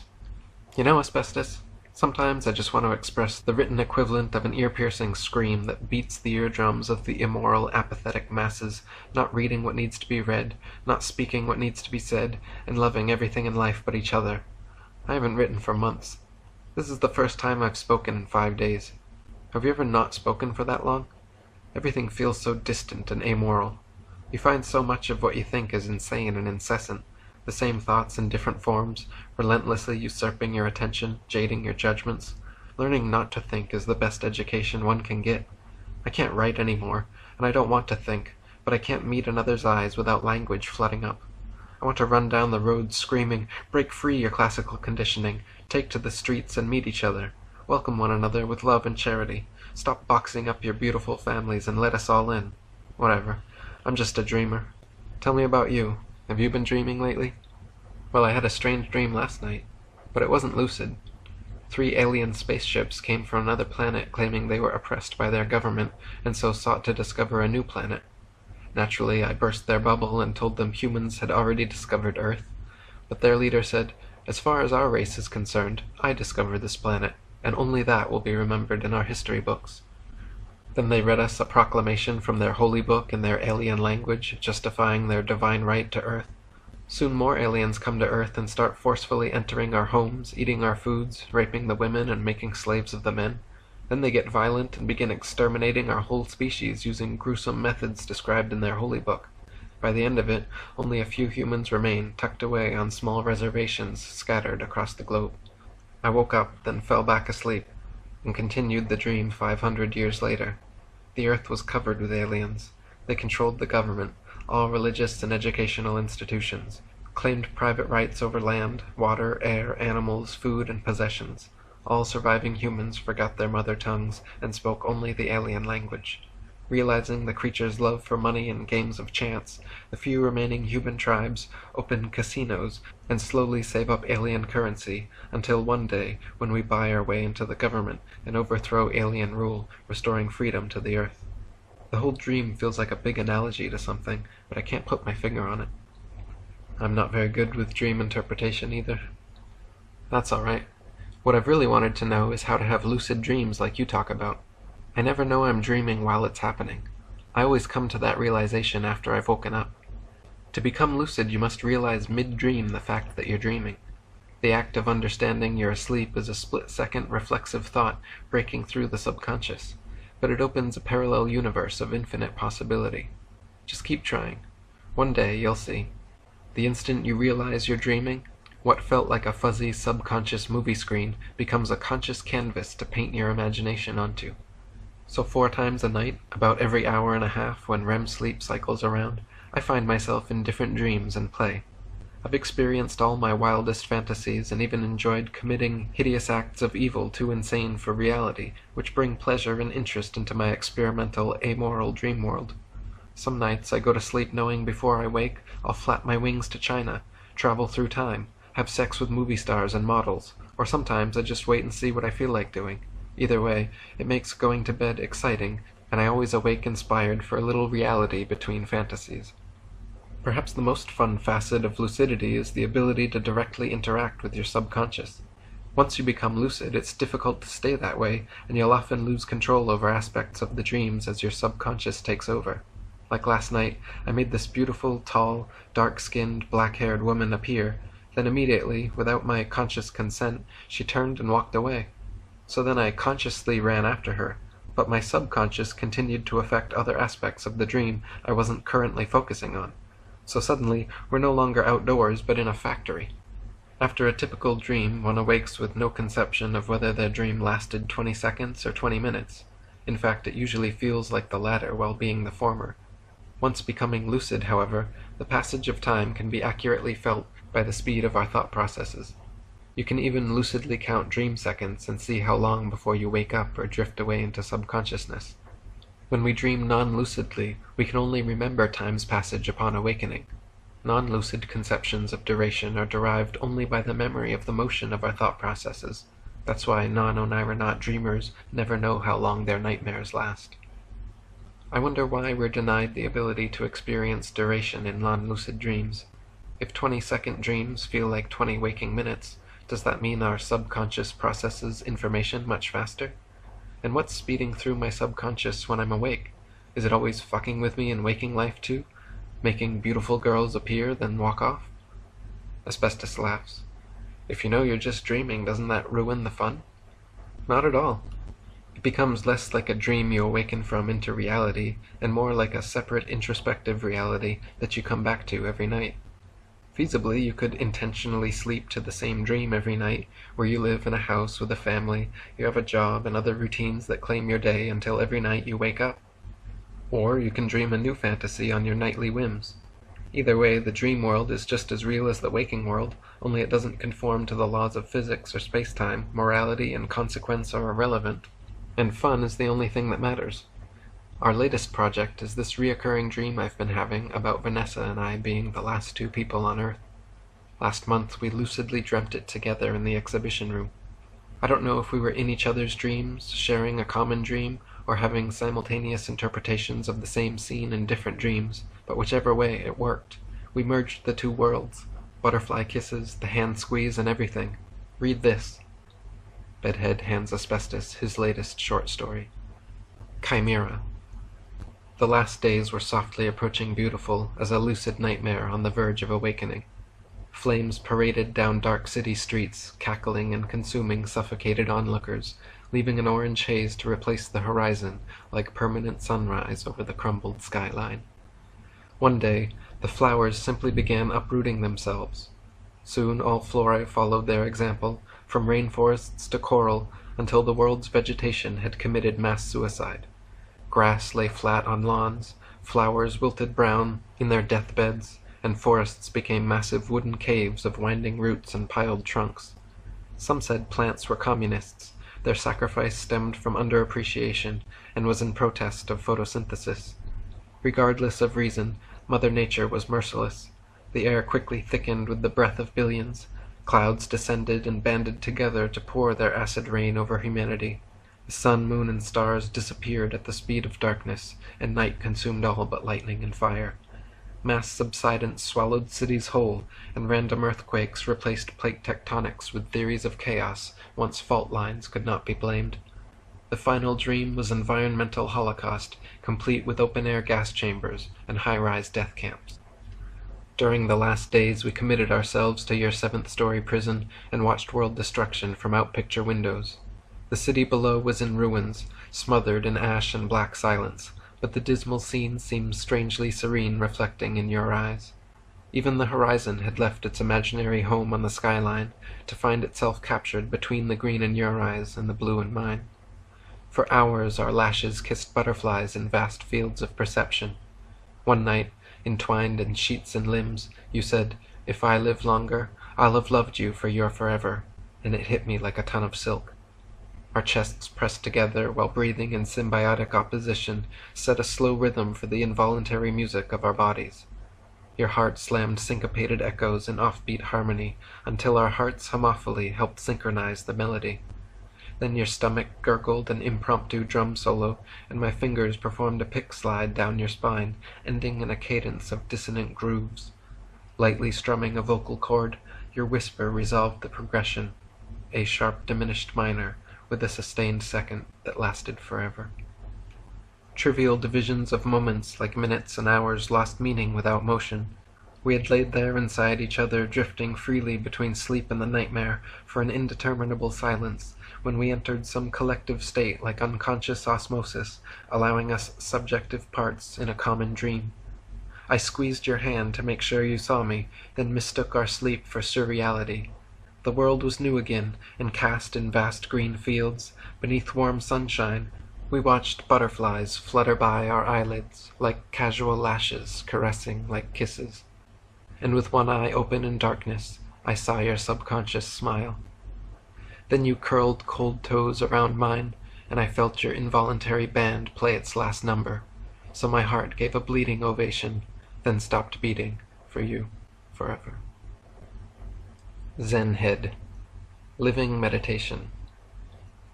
Zen Head sits on the library steps, legs folded, eyes closed, breath circular, murmuring an incessant subsonic chant. Pinhead approaches and encroaches.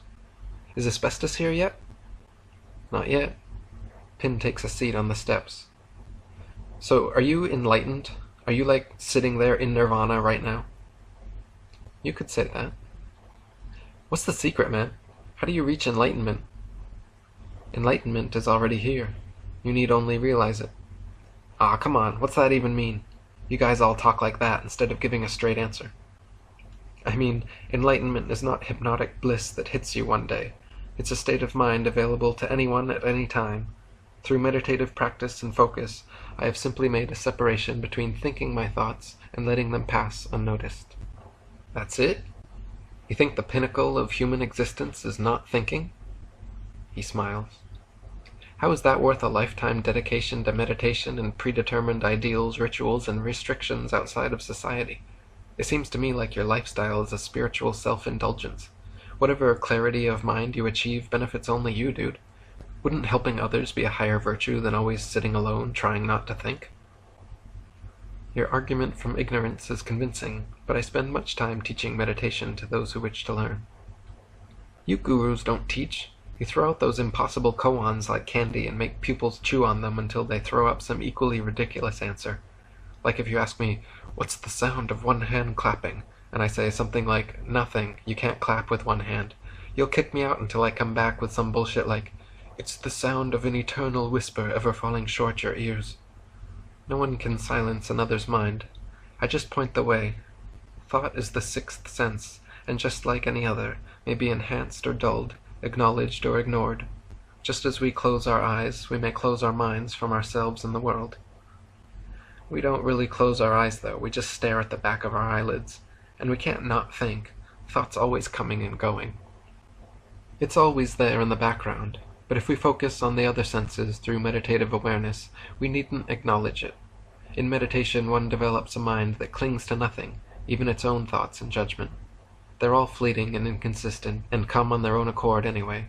Through practice one may choose only those thoughts they truly wish to think, and cast aside negative, destructive, or otherwise unwanted ones.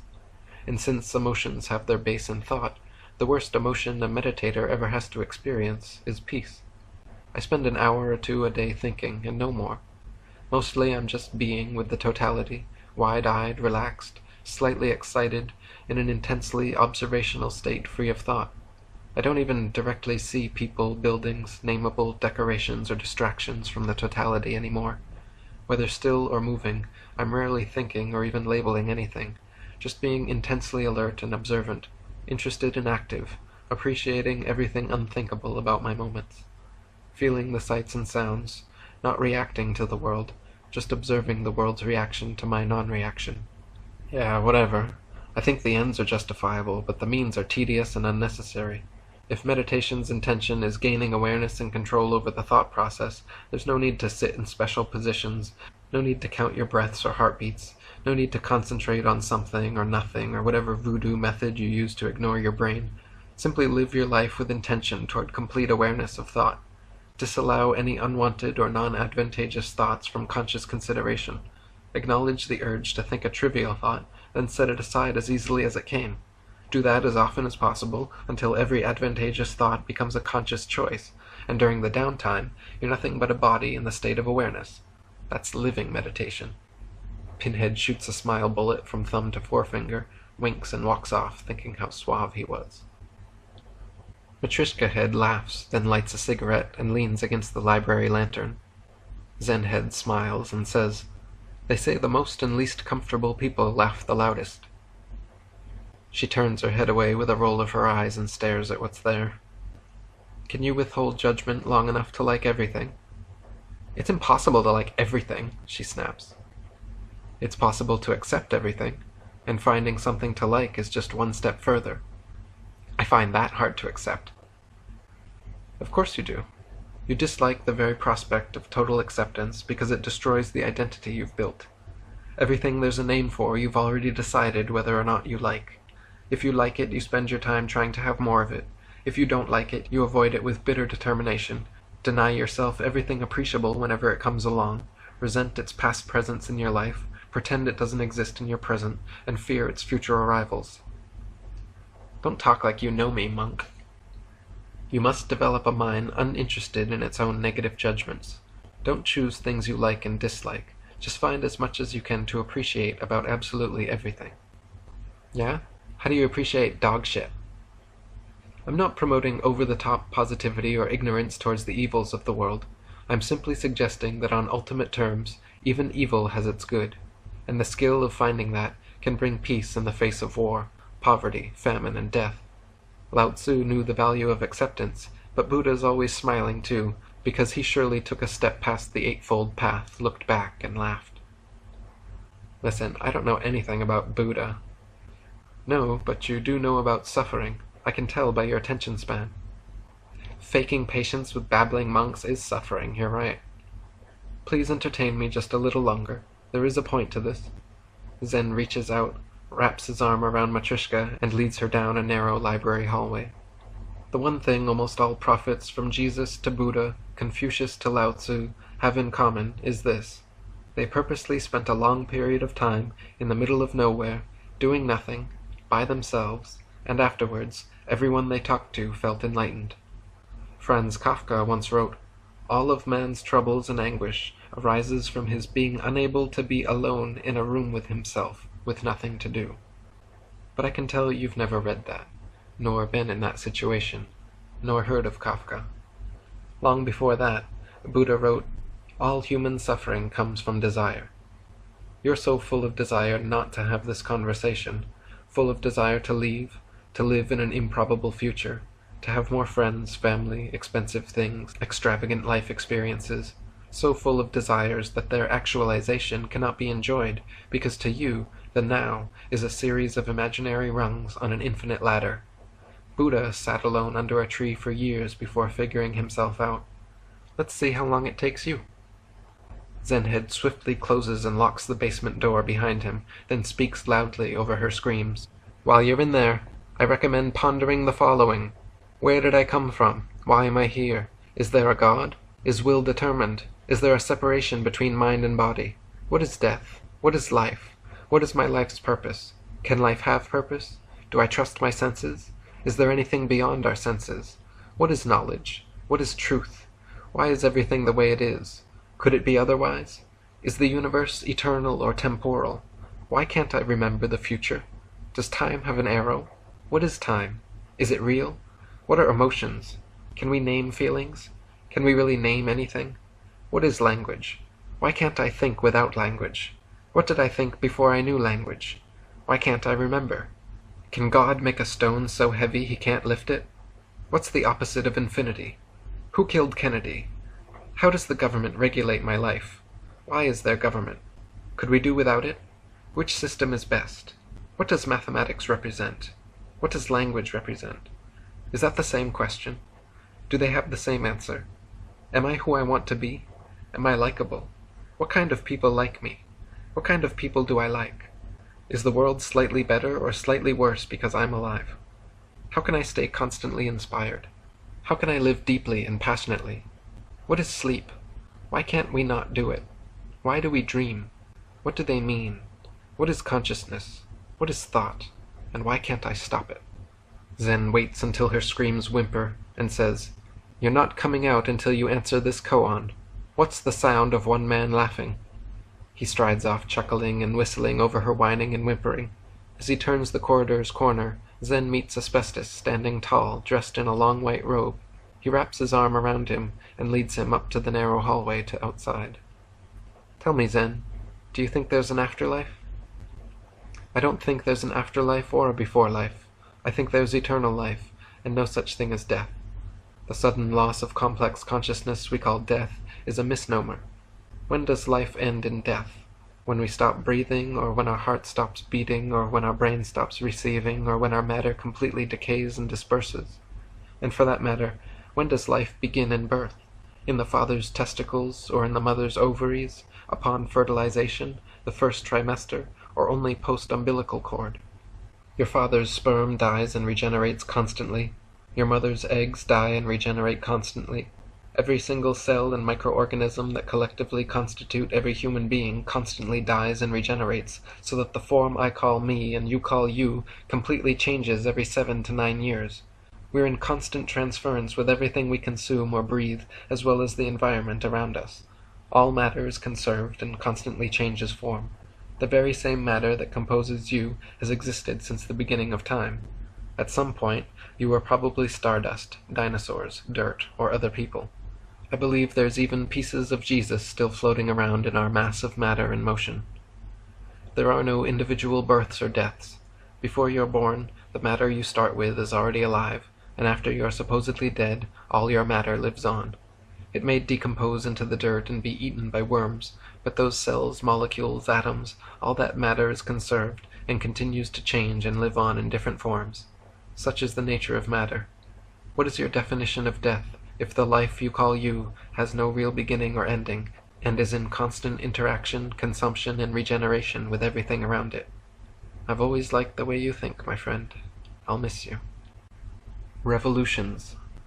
Exit Jesus.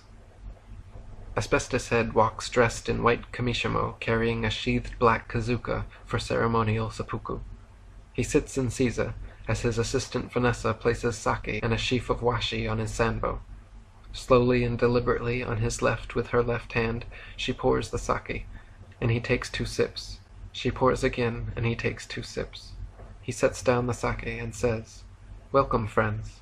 At this point in the ceremony, I should be quietly composing a poem, but I've decided to speak my last words.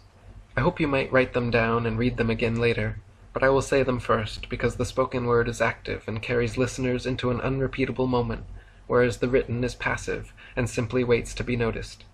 I've already tried and failed, authordom. In fact, that's part of why I've brought you all here. If you believe and value whatever I've brought your lives, you'll put your heads together and write it for me. You'll write that I love all matter and earth as our mother. I love all plants and animals as equals, even weeds and spiders. I love all of humanity as equals, even murderers and rapists. I love everyone and hate no one. I love everything and hate nothing. Write and tell people who look for God in churches, books, other people, or their brains, that they're looking too closely. God is everything and everyone, and you, as part of everything and everyone, are responsible to act godly, as you affect every aspect of the world around you. Every time you perform selfish actions or entertain self-serving emotions, you're more like a devil than a god.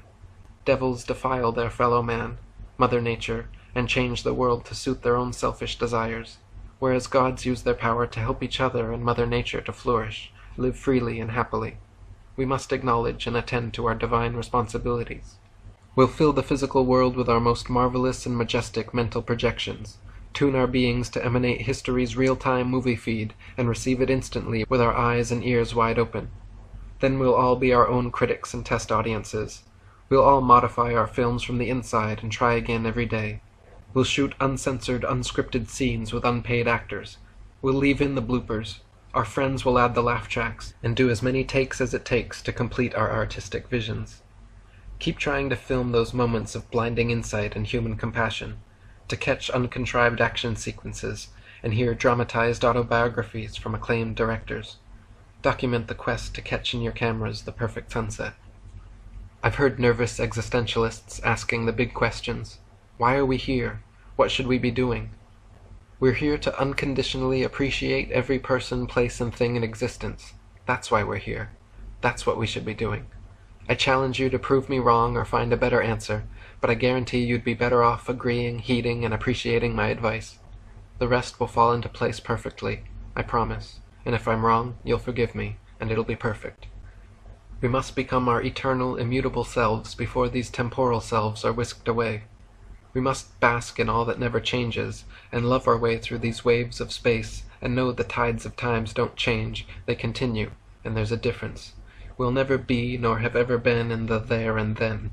We're here now. We're here now to transcend ourselves by being selfless.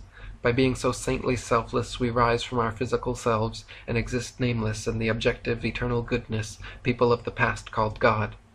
People of the past named the nameless, labeled it for convenience, then quickly forgot the premise, claimed it as ours, molded it in our image, believing it molded us in its. But why stop there? We'll create souls too if they don't exist. We'll need to invent an intangible container for our divine deeds and ideas. Smiling creates more smiles, happiness breeds more happiness. Your spontaneous random acts of kindness will ripple beauty across the planet like a lake reflecting infinite sunrise. You'll appreciate compromise and misunderstanding, appreciate arguments and evil, appreciate negativity until it's useless, until negativity's so easy to appreciate we have to change the definition. Every time you're involved in anything but intensification and appreciation of your moments, you'll know you're contributing to the greedy, misdirected, collective unconscious. Don't lie to your kids. No Santa Claus, no Tooth Fairy, no Easter Bunny. No white lies, no fish tales, no force-fed religion, no enforced opinions. Drugs aren't evil. Money does grow on trees. All the good things in life aren't free, but there's plenty that are. So buck up, kiddo. Sticks, stones, and words like bricks break your bones, so choose your words and friends wisely. They'll be all you care about when you're dying. The secret of happiness is easy. Find someone, never lie to them, and love them unconditionally as long as you live. Then do that with everyone else. My definition of love is simple, wanting others to be happy, and when others' happiness directly collides with our own, the loving person bows out and receives their second-hand happiness at no expense. Develop an acute sense of collective happiness and its ability to compile selflessness into inescapable selfish joy for all. There is no selfish joy that supersedes the feeling of truly helping someone. Even in sex, when the focus is on others' pleasure and not your own, it feels better. It's so paradoxical it's perfect. I'm sorry, my friends, but we live in a world made for Matryoshka, controlled by Dickhead. A world where bedheads need to dream their fantasies, figureheads fight to be heard, and potheads are suppressed, imprisoned, or put to death. In a world where Joseph and Mary are divorced because of their differences. I feel like I was born at the beginning of recorded history. I died a little inside after Alexandria, then was born anew through the authors of the present. But their words continue to be silenced, and no one ever believes it's Jesus back for rapture when some scruffy hippie with torn sandals claims the irrelevance of thousands of years of malevolent doctrine. I've sinned, I'm selfish, and want my ideas remembered. I'm also aware of the trend in idolization and mass marketing capabilities of martyrdom, so I've decided to kill myself. My current human existence in this place is a shame and a waste, so I will give my matter back to Mother Nature in hopes she'll scatter me kindly around this human-infested mess, and I'll sleep soundly in the worms and dirt around me. If you wish, you all can drink my blood and eat my body, or better yet burn me and blow my bones to smithereens, napalm and nuclear bomb my ashes until human hate and intolerance is satisfied. Once your lust for revenge is extinguished, let out your first fearless exhale and embrace each other. Please try to be even kinder to our mother and every creature here. And why should you even lift a finger? Because you incessantly take lives and destroy everything you consume, so to even balance your sinful existence, you must repent, and repentance is received with every selfless action. Confessions aren't for priests, they're for the friends and family you've wronged. Prayers aren't for God, they're for you. They're your greatest hopes and dreams, your deepest wishes and fears, for you to tackle alone. And even God can't encapsulate morality into 10 commandments. Decide your own ethics, then pursue them passionately. And if anyone gets in your way, sit down with them and listen to each other. Every second you spend not killing yourself is a selfish decision that your existence is cumulatively more important than the things you consume. I shudder to look back at how slothfully I've lived, and how little I've given back. As written by the author Antoine de Saint-Exupéry, to create a tree, I condemn a seed to rot. Goodbye, friends. He picks up the Kazuka, unsheathes it, and momentarily sees his reflection before pushing it into his lower abdomen. Expressionless, he pulls it up to his sternum, then slices from left to right across his ribcage, leaving a blood-gushing wound, the shape of a lowercase t, or a Christian cross. Machine Head, his Kaishakunin, raises his katana and cleanly performs the Kiriyoshi dismembering strike, leaving Asbestos' head hanging by a thin strip of skin at the throat. As his head drops forward, a few garbled words spew from severed vocal cords, read onto the paper. Do good. Have fun. Zenhead gives Asbestos' body a small Buddhist blessing, then turns to the apostles and says, Asbestos did as best as his best was, but now is up to us.